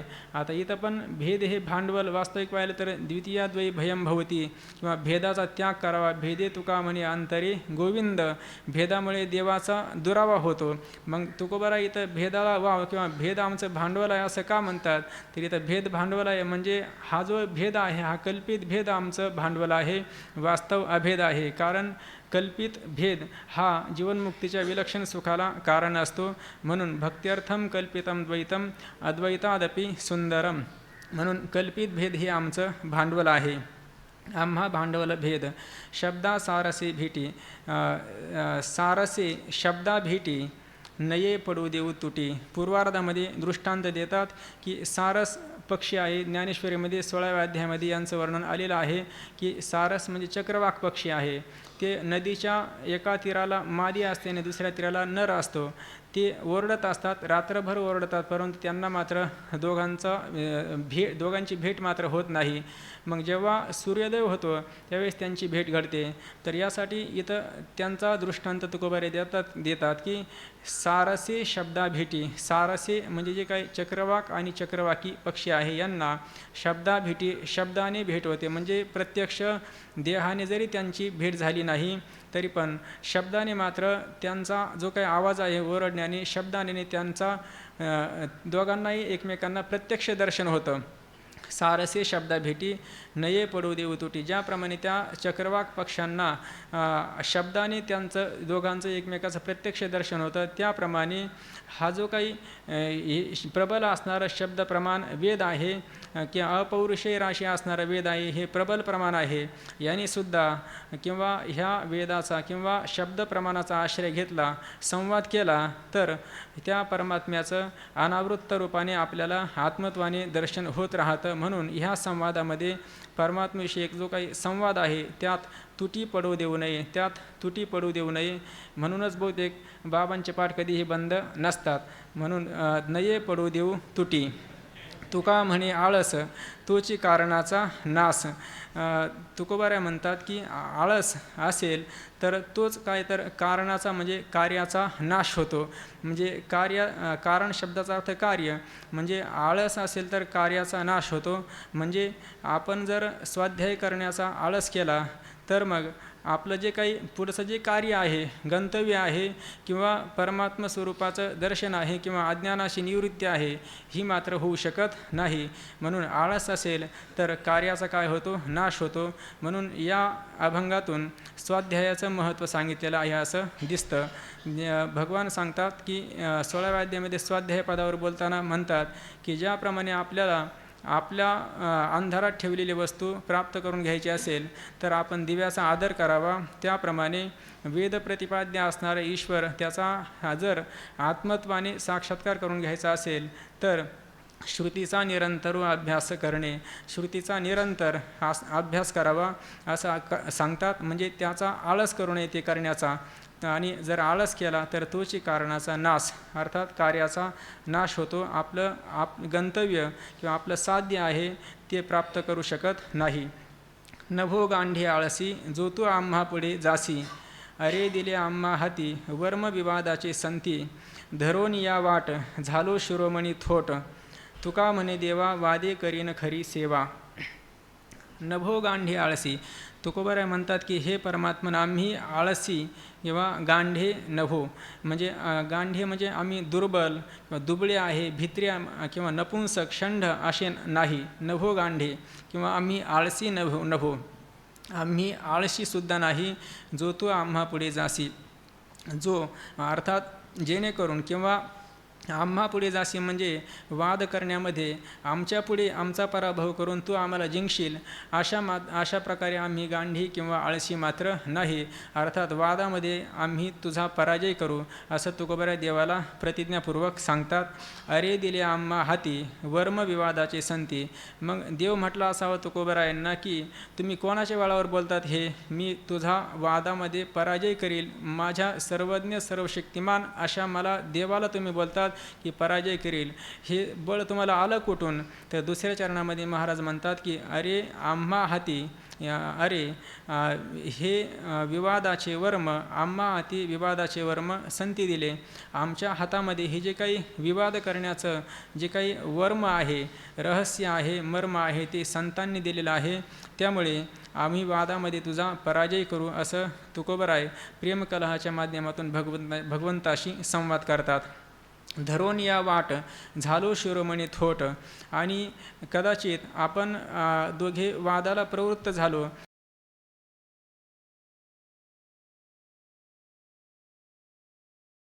सुद्धा देणार नाही. धरून या वाट, तुझी वाट धरून बसू. आणि त्याविषयी मात्र आम्ही थोट शिरोमणी झालो. उद्धट, थोट म्हणजे उद्धट, आणि त्यामध्ये शिरोमणी झालेलो आहोत. म्हणजे तू एवढा मोठा जरी असला तरी पण आम्ही तुला पळू देणार नाही. काल यवन ज्यावेळेस तुझ्या पाठीमागं लागलं त्यावेळेस तू रणातून पळून गेला म्हणून तुला रणछोड असं नाव पडलं. परंतु त्यावेळेस तू पळाला, परंतु आमच्या हातून मात्र तू कधीही पळून जाऊ शकत नाही. आम्ही तुला जाऊ देणार नाही, पळून देणार नाही. तुका म्हणे देवा वादे करीन खरी सेवा. आणि शेवटी म्हणतात की हे देवा तुझी वादानेच मी खरी सेवा करील. वाद म्हणजे इथंही वाद शब्दाचा अर्थ संवाद आहे. संवादाने म्हणजे परमात्म्याचं चिंतनम त्वत् कथनम अन्योन्यम तत्प्रबोधनम एतदेक परत्वंच ब्रह्माभ्यासम विदुर्बुधाः. अशा प्रकारचं हे चिंतन करणं ही खरी परमात्म्याची सेवा आहे. अर्थात जी काही असेल, भजन असेल की ही कीर्तन असली ही पण सेवाच आहे. पण ही पण काय सर्व काय निष्काम भावाने असेल तर सर्व काय आहे सेवाच आहे. म्हणून इथं वाद ही परमात्म्याचा संवाद करणं याला काय म्हणतात, ही सेवा आहे. इथं या वादाला सेवा असं म्हटलेलं आहे. या संवादाने मी तुझी खरी सेवा करील. तुका म्हणे देवा वादे करीन खरी सेवा. तुझा विसर नको माझी आहो जीवा, क्षणेक केशवा माय बापा. आता या पुढच्या अभंगामध्ये तुकोबाराय म्हणतात की हे देवा तुझा विसर माझी आहो जीवा, क्षण एक नको केशवा माय बापा. तुझा विसर माझी या जीवा क्षण एक नको. हे केशवा माय बापा, तुझ्याविषयी माझ्या अंतकरणामध्ये तुझा विसर मला क्षणभर देखील पडू नये. जावो राहो देह आता येची घडी, कायसी आवडी याची मज.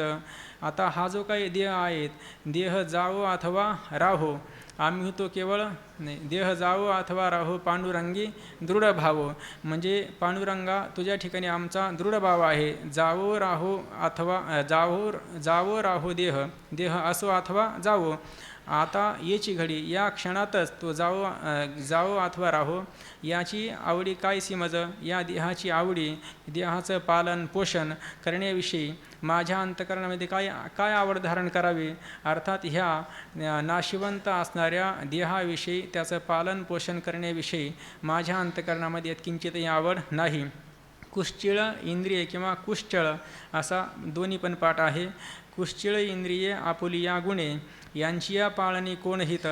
अत्यंत अतिशय वाईट किंवा खोटी असणारी जी काही इंद्रिय आहेत, या आपुलिया गुणे म्हणजे आपापल्या गुणानुसार, किंवा गुण शब्दाचा अर्थ इंद्रिय असा पण होतो आणि गुण शब्दाचा अर्थ शब्दस्पर्शादी विषय असा पण होतो. भगवद्गीतेमध्ये गुणागुणेषु वर्तन्त इति मत्वा न सज्जती, इथं इंद्रियात्मक गुण विषयात्मक गुणामध्ये प्रवृत्त होतात असं अर्थ केलेला आहे. म्हणून इथं आपुलिया गुणे म्हणजे जी काही इंद्रिये आपुलिया गुणे म्हणजे आपापला जो विषय आहे तो विषय सेवनाकडे प्रवृत्त होतात. मग यांची या पाळणे कोण हितं, यांचं पालन केलं. इंद्रिये जे जे म्हणती ते तेच जे पुरुष करते, ते तरलेची न तरते विषय सिंधू. म्हणून ह्या इंद्रियांचं पालन करण्यात कोणत्याही प्रकारचा हित किंवा कल्याण नाही. पुत्र पत्नी बंधू स्वैरी खानोरी यांचा कोण धरी संग आता. पुत्र असेल, पत्नी, बंधू, भाऊ, स्वैरी म्हणजे आप्त किंवा आपले नातेवाईक असतील, आप्तेष्ट, किंवा खानोरी. खानोरी शब्दाचा अर्थ आधाशी किंवा खादाड, किंवा यांना चोर असं सुद्धा म्हटलेले खानोरी. म्हणजे जे काही चोर, ही सर्व चोर मंडळी आहे, किंवा बाबा सांगत असतात हा सगळं काय आहे, चोराचा बाजार आहे. म्हणून ही सर्व खानोरी यांचा कोण तरी संग आता, यांची संगती तरी कोण धरणार. तुका म्हणे यांचा संग नव्हे भला, शोधित विठ्ठला जाऊ आता. पिंड हा उसना आणिला पाचाचा, शिखी लागे ज्याचा त्यासी देणे. म्हणजे जरी इथं त्यांना म्हटलं असेल की ही खानोरी आहे, पण परमार्थाच्या विरोधी असेल तर त्यांना असं म्हटलं तरी चालेल. आपल्याला सहाय्यक असेल तर मग नाही म्हटलं तरी चालेल. बरोबर ना. पिंड हा उसना आणिला पाचाचा, शिखी लागे ज्याचा त्यासी देणे. पिंड म्हणजे हा जो काही देह आहे तो उसना पाचाचा आणलेला म्हणजे पंचमहाभूतांचा उसना आणलेला आहे. शिखी म्हणजे शेवटी, ज्याचा त्यासी देणे लागे. ज्याचा आहे अर्थात हे पंचमहाभूतांपासून हे शरीर उत्पन्न झालेलं आहे. ज्यावेळेस हा देह पडतो त्यावेळेस पाचही तत्व ह्या व्यापक असणाऱ्या समष्टी असणाऱ्या पंचमहाभूतामध्ये विलीन होऊन जातात. शिखी लागे ज्याचा त्यासी देणे. ज्याचा आहे किंवा काळावर या देहाची सत्ता आहे, काळा पुन्हा तो काळाच्या मुखामध्ये तो जात असतो. ज्याचा आहे त्याला प्राप्त होत असतो. शिखी लागे ज्याचा त्यासी देणे. म्हणून त्या देहाविषयी आसक्ती धारण करण्याची आवश्यकता नाही, आम्ही धारण करणार नाही. तुका म्हणे नाही आणिक सोयीरे, तुझविण दुसरे पांडुरंगा. हे पांडुरंगा, आता आम्हाला मात्र तुझविण आणिक दुसरे सोयीरे नाही.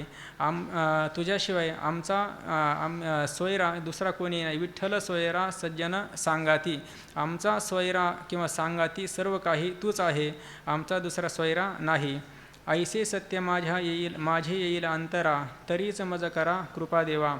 आता पुढच्या अभंगामध्ये तुकोबारा म्हणतात की ऐसे सत्य म्हणजे हे जे काही पूर्वसूरींनी दोन अर्थ केलेले आहे की या पाठीमागच्या अभंगामध्ये सांगितलेले जे काही आहे ऐसे म्हणजे जे काही तुझा विसर माझ्या जीवाला होऊ नये, किंवा हा देह असो अथवा जावो, आम्हाला याची आवड नाही, किंवा इंद्रियांचं पालनपोषण करण्याविषयी आमच्या अंतःकरणामध्ये काहीही अपेक्षा नाही, आशा नाही.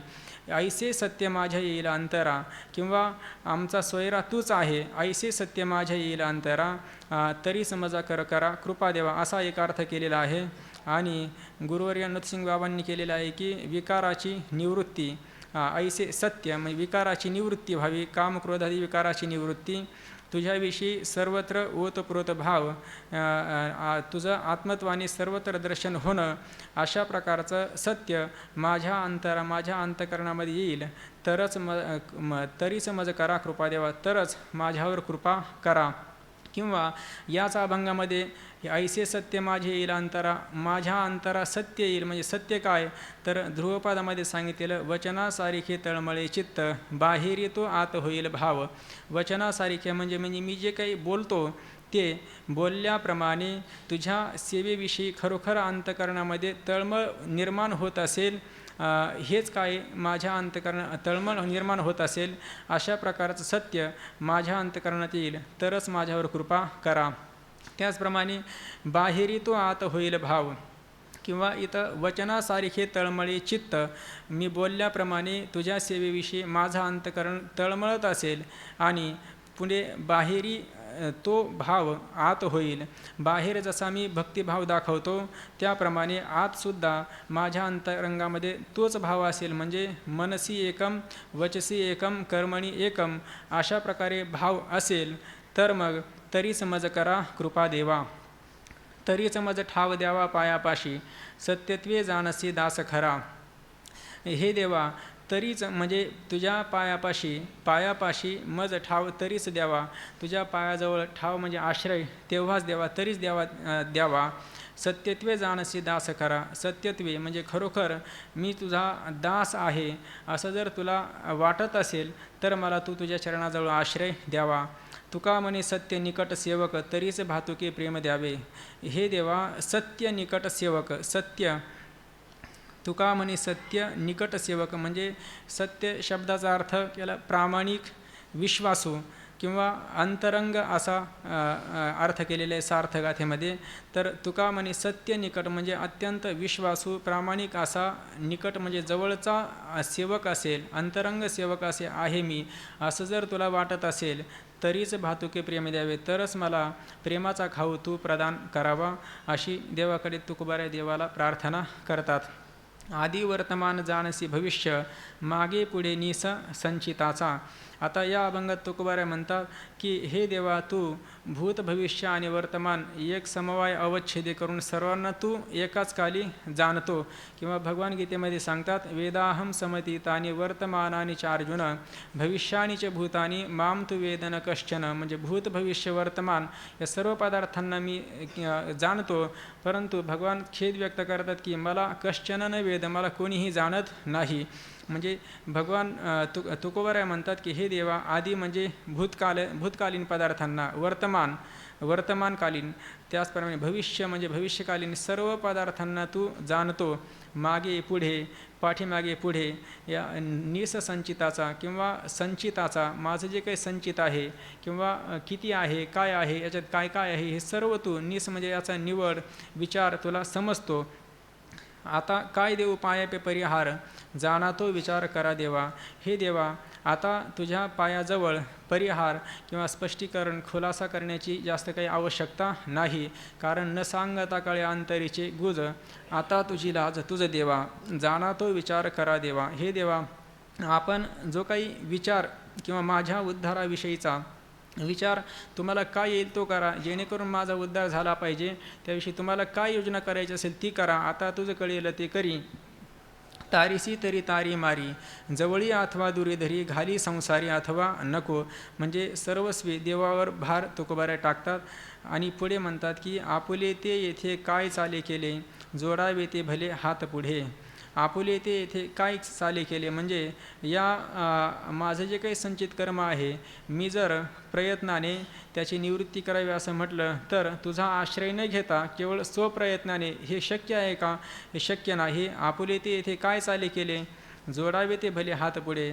तर मग काय करावं तर भले म्हणजे चांगले पुढे हात जोडावे, तुझ्या पुढे हात जोडावे. मग हात जोडणे म्हणजे हा वाक्प्रचार आहे. तुला शरणागत व्हावं, लीन व्हावं, नम्र व्हावं आणि तुझी शरणागती केल्यानंतर त्या शरणागताचा तू रक्षक आहे. शरणागता वज्रपंजर.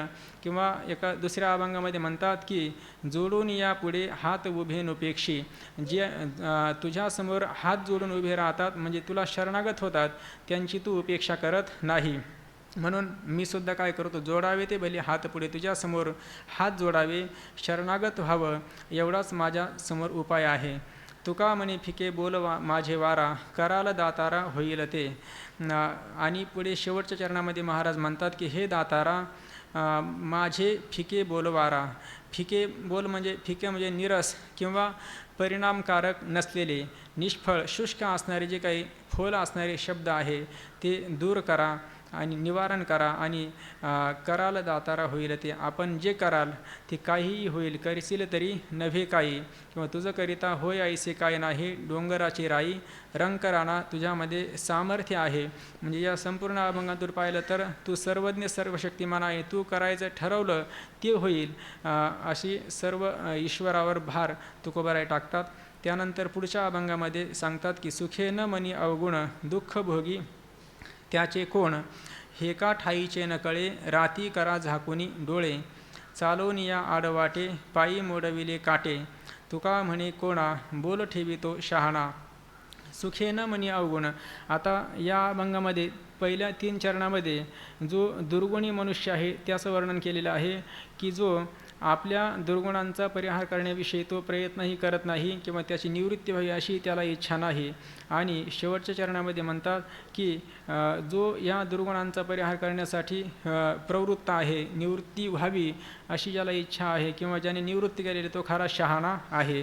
सुखे न म्हणे अवगुण दुःख भोगी त्याचे कोण.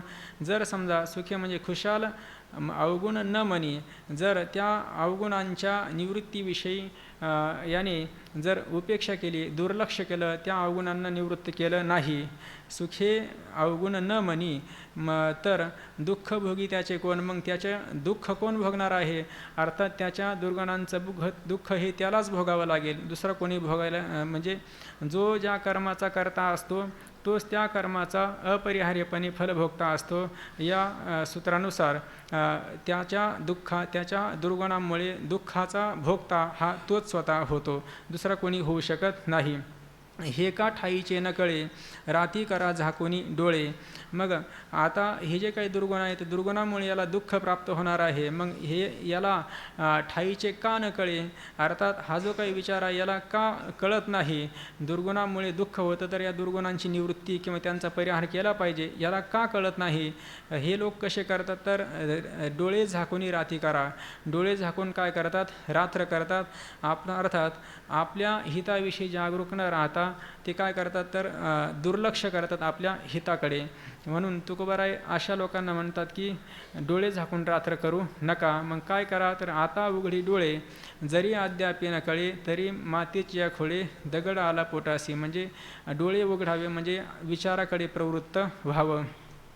राती करा झाकुनी डोळे चालवून या आडवाटे पायी मोडविले काटे. आणि काय केलं तर हे दुसरे लोक दुर्गुणी लोक काय करतात तर आडवाटे चालवून या आडवाट्याने चालून पायी काटे मोडविले, पायामध्ये काटे मोडले. अशा प्रकारे हे जे काही दुर्गुणी मनुष्य आहे आडमार्गाने जातात आणि पायामध्ये काटे मोडतात. म्हणजे आपल्याला ते काय दुःख प्राप्त करून घेतात. परंतु या वेगळा जो पुरुष आहे त्या पुरुषाचं वर्णन करतात की तुका म्हणे कोणा बोल ठेवितो शहाणा. बोल म्हणजे दोष किंवा ठपका. शहाणा कोणा बोल ठेवितो, जो खरा शहाणा आहे, जो दुर्गुणांचा ज्याने परिहार केला आहे, निवृत्ती केली आहे, असा शहाणा पुरुष आहे. तो कोणा दोष ठेवितो, बोल ठेवितो, कोणाला दोष देतो का नाही. तो काय म्हणतो सुखस्य दुःखस्य नको पिदाता किंवा अनिका रुसावे न लगे बहुता आपुल्या संचिता वाचून या असा तो म्हणतो. आणि आपल्या कर्माला दोष देतो, इतरांना दोष देत नाही, तो खरा शहाणा आहे. आणि पुढच्या अभंगामध्ये म्हणतात की आम्ही न देखो अवगुणा पापी पवित्र शहाणा. आम्ही मात्र अवगुणांना पाहत नाही. हा पापी आहे, हा पवित्र आहे, शहाणा आहे असं मात्र आम्ही दृष्टीने पाहत नाही. अवघी रूपे तुझी देवा वंदू भावे करू सेवा. हे देवा सर्व रूप काय आहे तुझे, जे जे भेटे भूत ते ते मानिजे भगवंत. सर्व रूप तुझीच आहे, मग त्यांना वंदन करावं. वंदू जे जे भेटे भूत ते ते मानिजे भगवंत. आणि भावे वंदू आणि करू सेवा, त्यांची मनोभावाने काया वाचा मनाने सेवा करू. मज भक्ती सवे चाड नेणे पाषाण धातू वाढ. मला भक्तीसोबत गरज आहे, म्हणजे फक्त तुझी भक्ती करणं हेच माझं कर्तव्य आहे, हेच मी श्रेष्ठ समजतो भक्ती करणं. नेणे पाषाण धातू वाढ. हा पाषाण दगड किंवा धातू म्हणजे जे काही सोने चांदी असेल किंवा काही लहान मोठा अशा प्रकारचा भेद मी मात्र करण्याचं जाणत नाही. तुका म्हणे घोटी विष अमृत तुझ्यासाठी. आणि शेवटी म्हणतात की हे भगवंता तुझ्यासाठी किंवा तुझ्या दर्शनासाठी विष अमृत घोटी. म्हणजे जे काही विष असेल ते सुद्धा अमृत म्हणून घोटतो. म्हणजे कितीही त्रास झाला, कष्ट झाले तरी पण मी ते सहन करण्याला तयारच आहे असं तुकोबराय या अभंगातून सांगतात. त्यानंतर शेवटच्या अभंगामध्ये तुकोबाराय म्हणतात की मज नाही तुझ्या ज्ञानाची ते चाड घेता वाटे गोड नाम तुझे. मला तुझ्या ज्ञानाची चाड म्हणजे गरज नाही किंवा इच्छा नाही. गरज म्हटल्यापेक्षा इच्छा नाही. मज नाही तुझ्या ज्ञानाची ती चाड, तुझ्या ज्ञानाची इच्छा नाही. का नाही तर तुकोबाऱ्या म्हणतात, घेता वाटे गोड नाम तुझे, तुझे नाम घेता गोड वाटे. कारण गोड तुझे रूप, गोड तुझे नाम, देई मज प्रेम सर्व काळ. किंवा नाम गोड नाम गोड पुरे कोड सकळही. अशा प्रकारचा नामाच्या ठिकाणी गोडी असल्यामुळे आम्हाला मात्र त्या नामाविषयी गोडी आहे, मला ज्ञानाची इच्छा नाही. आता ज्ञानाची इच्छा नाही म्हणजे तुकोबाराने ज्ञानाचं खंडन केलं का? ज्ञान प्राप्त करू नये का? त्यासाठी श्रवण मनन करू नये का? तर इथं ज्ञानाची इच्छा नाही म्हणजे तुकोबाराने ज्ञान होतंच. तुकोबारायांचा जो निषेध आहे हा प्राप्तिपूर्वक आहे. म्हणून कारण तुकोबारायांचे दुसरे अभंग पाहिले, रज्जू सर्पाकार भासयले जगडंबर, या अभंगाचा विचार केला तर ज्ञानाशिवाय ही अनुभूती या अनुभूतीने कोणी संपन्न होऊ शकत नाही. म्हणून इथं तुकोबारायांचा निषेध हा प्राप्तिपूर्वक आहे. म्हणून कोणी साधक ज्ञानाची इच्छा, तुकोबाराय म्हणतात ज्ञानाचा निषेध करतात म्हणून श्रवण केलं नाही पाहिजे असं मात्र सांगण्यात तात्पर्य नाही. मज नाही तुझ्या ज्ञानाची ते चाड, घेता वाटे गोड नाम तुझे. नेणते लेकरू आवडीचे तान्हे, बोलतो वचने आवडीने. मी कसा आहे तर नेणतं म्हणजे अजान असं आपलं बालक आहे, आवडीचा आहे आणि तान्ह आहे. बोलतो वचने आवडीने, मी आवडीने ही माझी शब्द कुसुमांजली आपल्या चरणी अर्पण करत आहे. भक्ती नेणे काही वैराग्य ते नाही, घातला विठाई भार तुझं. हे भगवंता, माझ्या अंतकरणामध्ये तुझ्याविषयी भक्तिभाव नाही, वैराग्य नाही. आणि हे विठाई तुझ्या भार घातला विठाई भार तुझं. हे विठाई, तुझ्यावर मी काय भार घातला, तुझ्यावरच आता सर्व काही जबाबदारी सोपविली आहे. घातला विठाई भार तुझं, तुका म्हणे नाचे निर्लज्ज होऊनी, नाही माझे मनी दुजा भाव. आणि शेवटी तुकोबाऱ्या म्हणतात की हे भगवंता, मी आता तुझ्या नामाच्या रंगामध्ये निर्लज्ज होऊन नाचत आहे. लाज भय शंका दुराविला मान, नकळे साधन या परते, नाही माझे मनी दुजा भाव. अर्थात द्वैतात्मक असणारा, जो विसंवादी भ्रमात्मक असणारा दुसरा असा कोणताही भाव नाही. किंवा बाबा सांगत असं की आपला द्वैताचा विस्तार झाला तर किती झाला पाहिजे? फक्त ईश्वर आणि भक्त किंवा गुरु आणि शिष्य एवढा द्वैताचा विस्तार असावा. याच्या पलीकडे याच्यापेक्षा जास्त खाली येऊ नये. तसा माझा हा जो काही विस्तार आहे तर काय फक्त तुका म्हणे नाचे निर्लज्ज होणी, नाही माझे म्हणे तुझा भाव. दुसरा द्वैतात्मक असणारा असा जो दुःखाला कारणीभूत असणारा भाव माझ्या मनामध्ये नाही. नेणते लेकरू आवडीचे तान्हे, बोलतो वचने आवडीने. अशा प्रकारे ही झालेली सेवा गुरुवर्य बाबांच्या चरणी समर्पित करू. जे काही बोललो असेल त्यामध्ये काही योग्य असेल त्याचं ग्रहण करावं आणि जे काही योग्य नसेल त्याचा त्याग करावा. तरी न्यूनते पुरते अधिकते सरते, करुणी घ्यावे हे तुमते विनवितू असे. कुंडली कवरदा हरिविठ्ठल श्री ज्ञानदेव तुकाराम माऊली ज्ञानेश्वर महाराज की जय. जगद्गुरु तुकाराम महाराज, सद्गुरु जोग महाराज की जय. चिंतनाची जोडी, चिंतनाची जोडी, चिंतनाची जोडी, चिंतनाची जोडी, चिंतनाची जोडी, चिंतनाची जोडी, चिंतनाची जोडी, चिंतनाची जोडी. हाची लाभ घडोघडी, हाची लाभ घडोघडी, तुम्ही वसोनी अंतरी, तुम्ही वसोनी अंतरी. हाची लाभ घडोघडी, हाची लाभ घडोघडी, तुम्ही वसोनी अंतरी, तुम्ही वसोनी अंतरी. मज जागवा निर्धारी, मज जागवा निर्धारी तुम्ही वसुनी अंतरी तुम्ही वसुनी अंतरी मज जागवा निर्धारी मज जागवा निर्धारी तुम्ही वसुनी अंतरी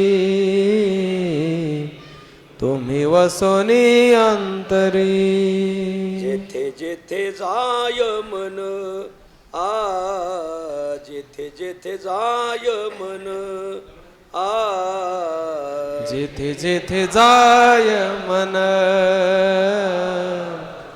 जेथे जेथे जाय मन आडघाला सुदर्शन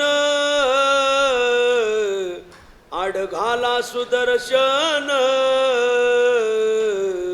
तुम्ही वसुनी अंतरी तुम्ही वसुनी अंतरी आडघाला सुदर्शन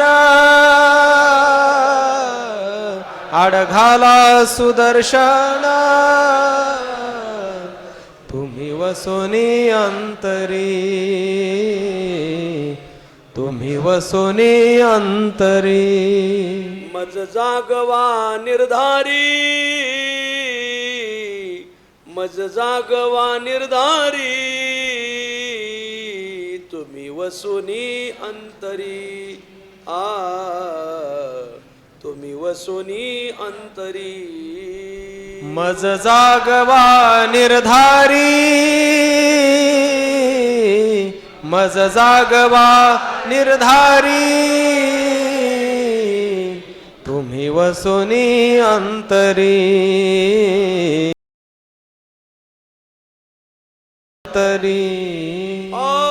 तुका मने भोजे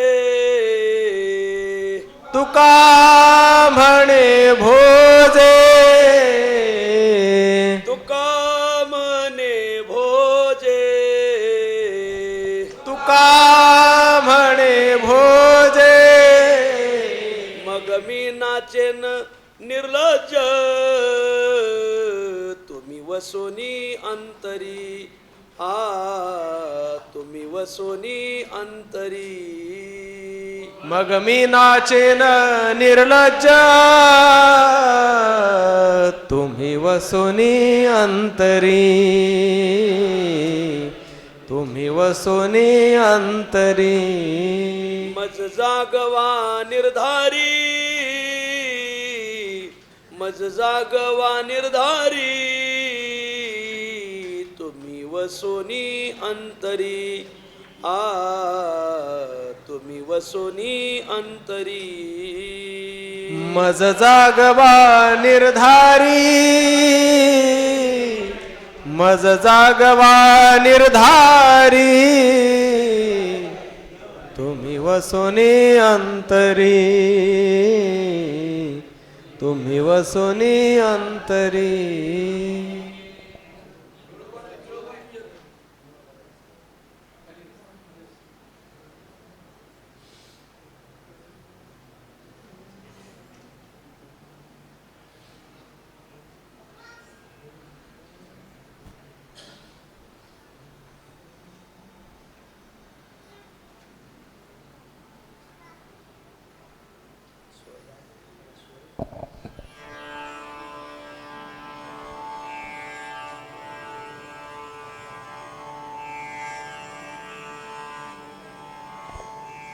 नाम वाचे श्रवणी कीर्ती नाम वाचे श्रवणी कीर्ती नाम वाचे श्रवणी कीर्ती नाम वाचे श्रवणी कीर्ती पाऊले चित्ती समान पाऊले चित्ती समान काळ सार्थक केला त्यांनी काळ सार्थक केला त्यांनी पाऊले चित्ती समान, पाऊले चित्ती समान, काळ सार्थक केला त्यांनी,